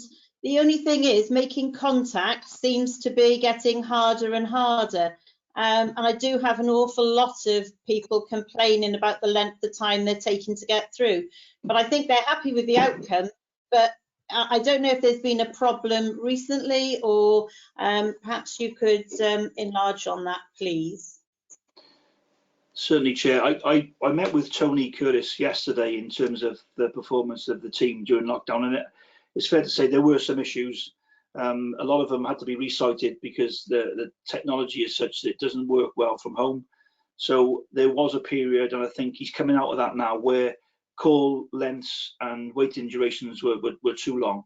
So if you like, what I can do is ask that he produces a report for the next committee in terms of performance, because as you rightly point out, if you can get through, the outcome is great. But if you don't get through, the outcome is terrible, isn't it? I mean, and it's not picked up anywhere. So I know he does have information on calls that drop out. So if I could speak to him outside of this committee, if you like, then I could ask if he could produce a report, probably benchmarking his performance outside of the pandemic with during, to see what the effect on that was on our customers, because he is the inbox, if you like, to all our services, Mike's, Emma's, Dave Holland's, because they take all the calls through. So if Chair and Sally, you're happy, I'll ask if Tony will produce a performance report for the next committee that you can have a look at in detail. Yeah, that would be really helpful. Yes, please. That would be very helpful. So I think, yeah, this report is, yes, very, very detailed, and just shows, you know, sort of how well I think the council has done within very difficult circumstances. And if I've looked rightly, I think I only noted there was only a very few sort of red ones, but they were ones that we've already discussed anyway, and ones that people wouldn't have been able to perform on anyway. I think it was partnership to maximise additional affordable homes and things like that. Well, that wasn't going to happen in lockdown and things like that. So I think, you know, we have done quite well. Perhaps, so we used to have the report, whether it where it was just sort of homes and safe communities, whether we're able to have sort of like a précis of that one at the beginning. By all means, you know, I'm sure we're happy to have a look through everybody else's as well to our leisure, but whether when it is reported again, we could just have the précis of that. And it is always good to know the green and the ambers as well as the reds, you know, sort of to know exactly where we are with everything as well, if that's possible, Miles. Yeah, certainly, Chair. I think the views of members are really important, because that shapes how it looks. We're talking about presentations on screens with some graphics to show at a first glance how we're performing. So we'll work with you on how that looks, but it's important that it's quick and the information is there. Yes. And you don't look too hard for it, because there's a lot of words, isn't it, on here, and you know, I'm not trying to trick anybody, but you'd have to be, you know, to spend a lot of time on it to find the detail that you want. So that's not acceptable. So in the report it does say that we have this group set up, and we'll be doing a summary specific to this committee for the next meeting. Yes, that would be great. I mean, one question I did have on there, I was the person who went through it all and put sticky notes on everyone that was homes and safe communities on there. So I've got 20,000 sticky notes on there. But the dark team, there was something introduced from Cardiff, the Drive project. What does Drive actually stand for to do with the domestic abuse side of things? They said that that would more than likely be introduced into the Vale. Whether my colleague Mike can provide you the words for that acronym, I would defer to him, but we may have to come back to you on that if Mike's not able to do that. Yeah, no, that'd be great. Okay, so are we happy to accept this report as is, and then the next one that we get out, we can sort of scrutinise that in greater depth then? Yes, everyone happy with that? Oh, Andrew, yes, okay, fantastic. Okay, so that was agenda item 7. Sorry. So agenda item. Sorry, 8. Chair, can I Sorry. Sorry, Chair, just very briefly, Drive, it's an intensive intervention programme which works very intensively with perpetrators and survivors, just for you to know. Thank you very much, thank you. Sorry to interrupt. No, that's great, thank you. So agenda item 8, and I think we have Laura to do this one. Is that correct, Laura? Nice to see you, Laura. Can you actually see me? I can't see myself at all, so, and you can hear me okay? Brilliant. Yes, we can hear you okay, yes. Thank you, Chair. So this is the first budget report that we've actually presented to scrutiny since the lockdown. So it's the position as at the end of July 2020, and it's clearly quite repetitive of what we've already been hearing this evening. It's the same themes that are obviously causing issues. They're causing work for the teams, and obviously there's pressure then on the budgets. So starting with the revenue position, at year end, at the moment, we're still forecasting a balanced budget, but clearly going into winter, another potential lockdown, another pandemic crisis, who knows how that's actually going to outturn by year end. But obviously as things develop, we'll keep you informed. But at this point, as at the end of July, we're forecasting a balanced budget. The current budget positions for each budget head are outlined in paragraph 2.2 to 2.6, but the main issues are in 2.4 and 2.5, which, as I say, we've already gone through this evening with Mike and Miles and Marcus. We've got the homelessness position, where an awful lot of work and expense has been undertaken to make sure that our homeless residents are home safely during the pandemic. And till now, and as Mike has said, until the end of March, that's going to be funded from Welsh Government funding. But clearly there's the issue beyond that, whether we can get things in place to mitigate those costs.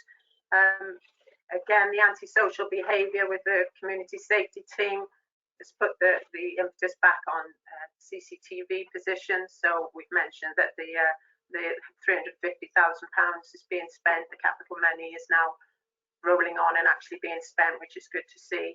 And the other one that's been mentioned in paragraph 2.5 is the disabled facilities grants, where again Marcus has said clearly lack of access to vulnerable properties.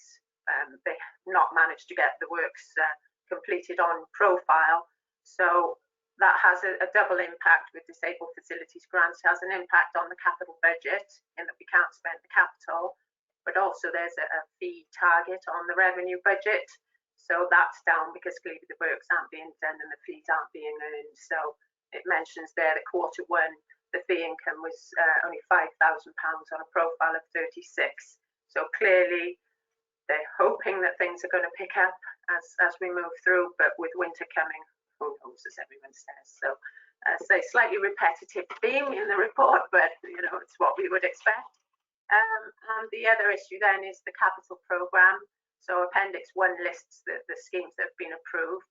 And again, at the start of the year, we had a £33 million approval budget, of which, because of delays and issues and reprofiling, officers have taken the early decision to slip or transfer quite a lot of that budget forward. So they're slipping £9 million off the 33 forward to next year, as we're literally having access problems and progress issues with some of the capital projects, which is not unexpected. So in a nutshell, that's me. Thank you. Thank you, Laura. Thank you for updating us on that. And I think, yeah, I think as a committee, sort of, we are aware that, you know, has been talked about previously. There's not a lot that could have been done around budgeting and spending and trying to spend the money in the lockdown and stuff. Does anybody have any questions for Laura, or are we happy to note this and we'll have a see how we're getting on next month then? Everyone happy to note? Yes. Thank you, Laura. Thank you for coming along and talking us through that. It was nice to see you again. Right. Okay. So if we can move to agenda item 9, that's I'll hand over to Mark. Yep. Thank you, Chair. Hope everyone can hear me okay. Okay, for this report, it's the delayed fourth quarter scrutiny decision tracking the recommendations and our updated work programme schedule for the remainder of 2020-21. As usual, the report advises members of progress in relation to scrutiny committee's recommendations and confirms the updated work programme schedule for 2021. Essentially, Appendix A is the fourth quarter, which would have been January to March 2020. Obviously, that only encompasses January to February now. As we can see on Appendix A, currently all the recommendations from that period are showing as complete. If we turn now to the Appendix B, C and D, these are the outstanding recommendations for those periods. In general, with these, they're currently showing still as ongoing because simply of the COVID situation. Their items have just not been able to be dealt with as yet. As we go forward with the remainder of the municipal year, we'll be looking through these decisions again, and I will be liaising with Mike and other officers in order to get these resolved and then updated with yourselves at the next quarter.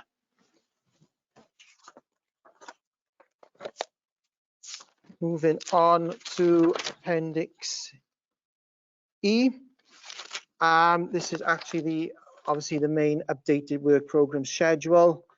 Currently, it is pared down, obviously because of the COVID situation. So it's showing mainly the key reports that need to come to the committee for review.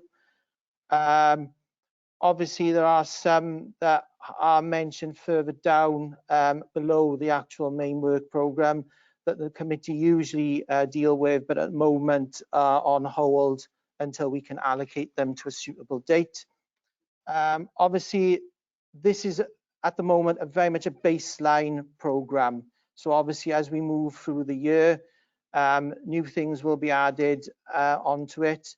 Obviously, we've had a bit of that tonight with Miles and Mike with the presentation and the annual report. There will be items potentially that we can add on to there as we go through the year. I just refer very quickly to Appendix F, which basically outlines the emergency power decisions that were taken during the national lockdown. And we'd be noted in context to the usual committee's business and the forward work programme planning as well. Essentially, looking to committee on any views on appendices A, B and C and D, and also then obviously if they are happy at the moment for the forward work programme in this very sort of baseline format to go onto the council's website. And obviously as we move through the year, it will evolve and it will change, and that change document will be going on to the website as we go forward. Okay, committee, Councillor Christine Cave. Anybody else want to speak after Christine as well? Councillor Sally Hanks. Anybody else? No. Okay, so Christine, if you'd like to go first. Yes, thank you for that, Chair. I'm interested in Appendix B because the item reported on the 10th of December 2019 was an item that had really slipped. And when it was put on the agenda, the last time we spoke about this, which was probably the end of the year, probably December 2019, I was concerned then. And I think, if memory serves me well, I was told that we were actually waiting for a report to go to Cabinet. And I have some recollection of that report possibly going to Cabinet, or possibly being produced and going to Cabinet somewhere around the beginning of February. I might be out with time, but I certainly know that all we were waiting for was a report. And I know officers obviously in the council have been preoccupied with COVID-19, but it would be helpful if we had a little bit of an update here. Thank you, Christine. That's the one, Appendix B, the report identifying an appropriate housing solution for the traveller community site. I think there is sort of an update on that, because I know it has gone out to try and find sites, hasn't it? And I think that was within the thing in the report. But if Mike, if you want to come in and expand on that, that'd be great. Yeah, I think your memory is probably correct, Councillor Cave. I think I gave a response saying that we were due to take a report in terms of the outcomes of that exercise, that call for sites, candidate sites, I think. From my memory, I'll be honest with you, we haven't done any work on it for the last few months, certainly since March time. I recall a conversation, unfortunately Marcus isn't, I think Marcus left the call now. I remember a conversation with colleagues in planning who were leading on the candidate sites and call for sites. And I think we were looking to bring a report to Cabinet in May, I think it was, in terms of the outcome of that piece of work. I'm afraid I can't give you an up-to-date response tonight because, as I say, I'm not acutely aware of where that report was or exactly what was the state of play. I'm happy to bring an update back to Scrutiny Committee for the next meeting if that would assist, or provide an update to members outside the meeting if you require that sooner. Yes, I think we'd like a report to Scrutiny Committee if you have that available. That would be worthwhile, sort of having that available, Mike. Yes, Christine, if you want to come back.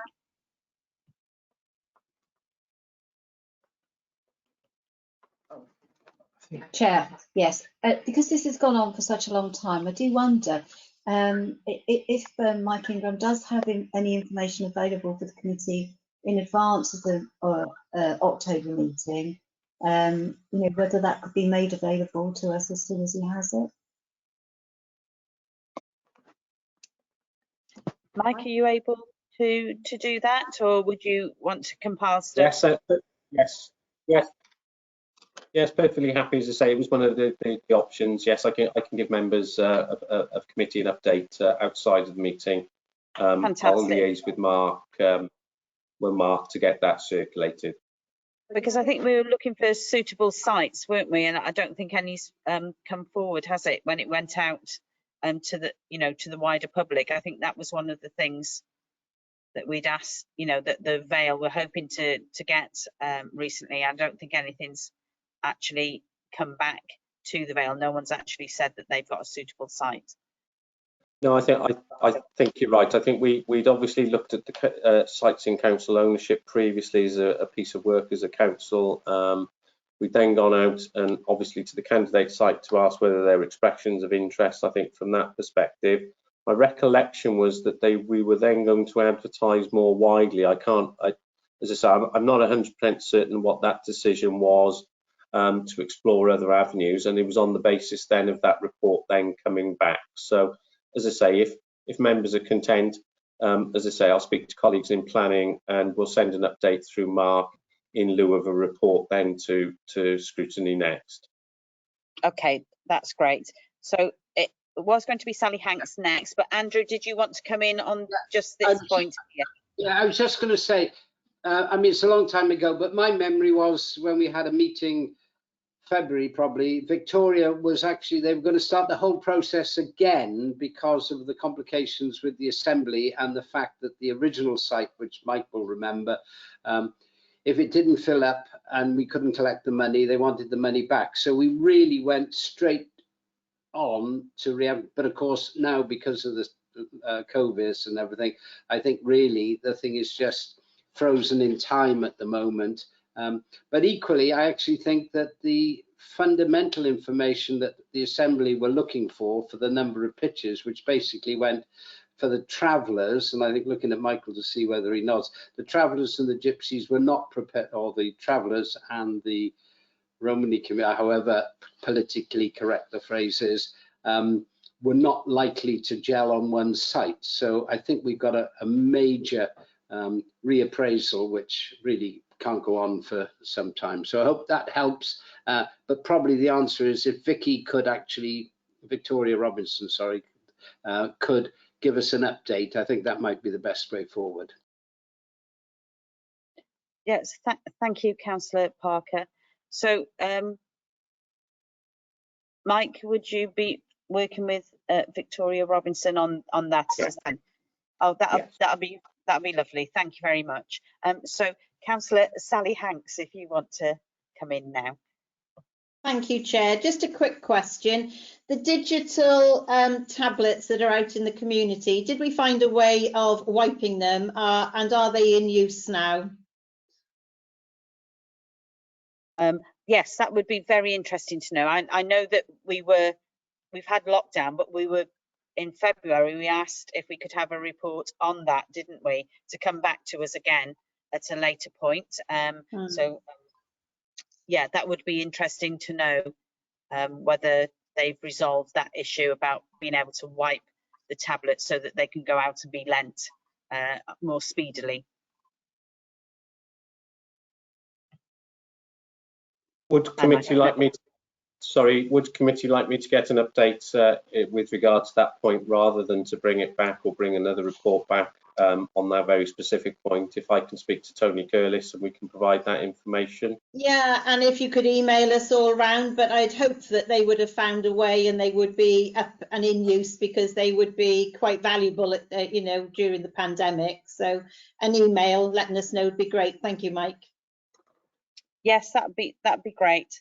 I don't think anyone else has any more questions, do we? So we sort of note the forward work programme. As Mark has said, this is just your basic one at the moment. There will be other reports coming onto it as we move out of this lockdown and hopefully stay out of lockdown, and that we can do more work within the council then and do our job as scrutiny committee.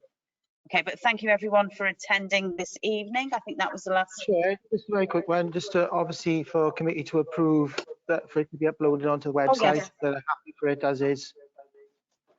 Yes. Is everyone happy as is? To be uploaded onto the website? Sorry, Mark. Okay, no problem. Great, thank you. Thanks, committee. Thank you, Chair. Okay, did anyone else have anything last to say before we finish the meeting? No? Thank you everybody for attending. It was great to see you all again. I think we've had some really good discussions this evening and really interesting questions. But thank you very much, and thank you again for your hard work as officers and staff of the Vale Council. We really appreciate all the hard work that you've undertaken over these trying few months. Yeah. Compliments to Mark too, because this meeting is the best one I've attended, and it's actually gone off extremely well. Yeah, and a good chair as well. She's handling. Yes. Well. Thank you, Chair. Rachel can feed the cat now. Go and feed the cat. I'm not going to be able to get out the door now. That's the only problem. Thank you very much, though. Good night, everybody. Thank you all. Good night. Bye. Thank you. Thank you. Good night.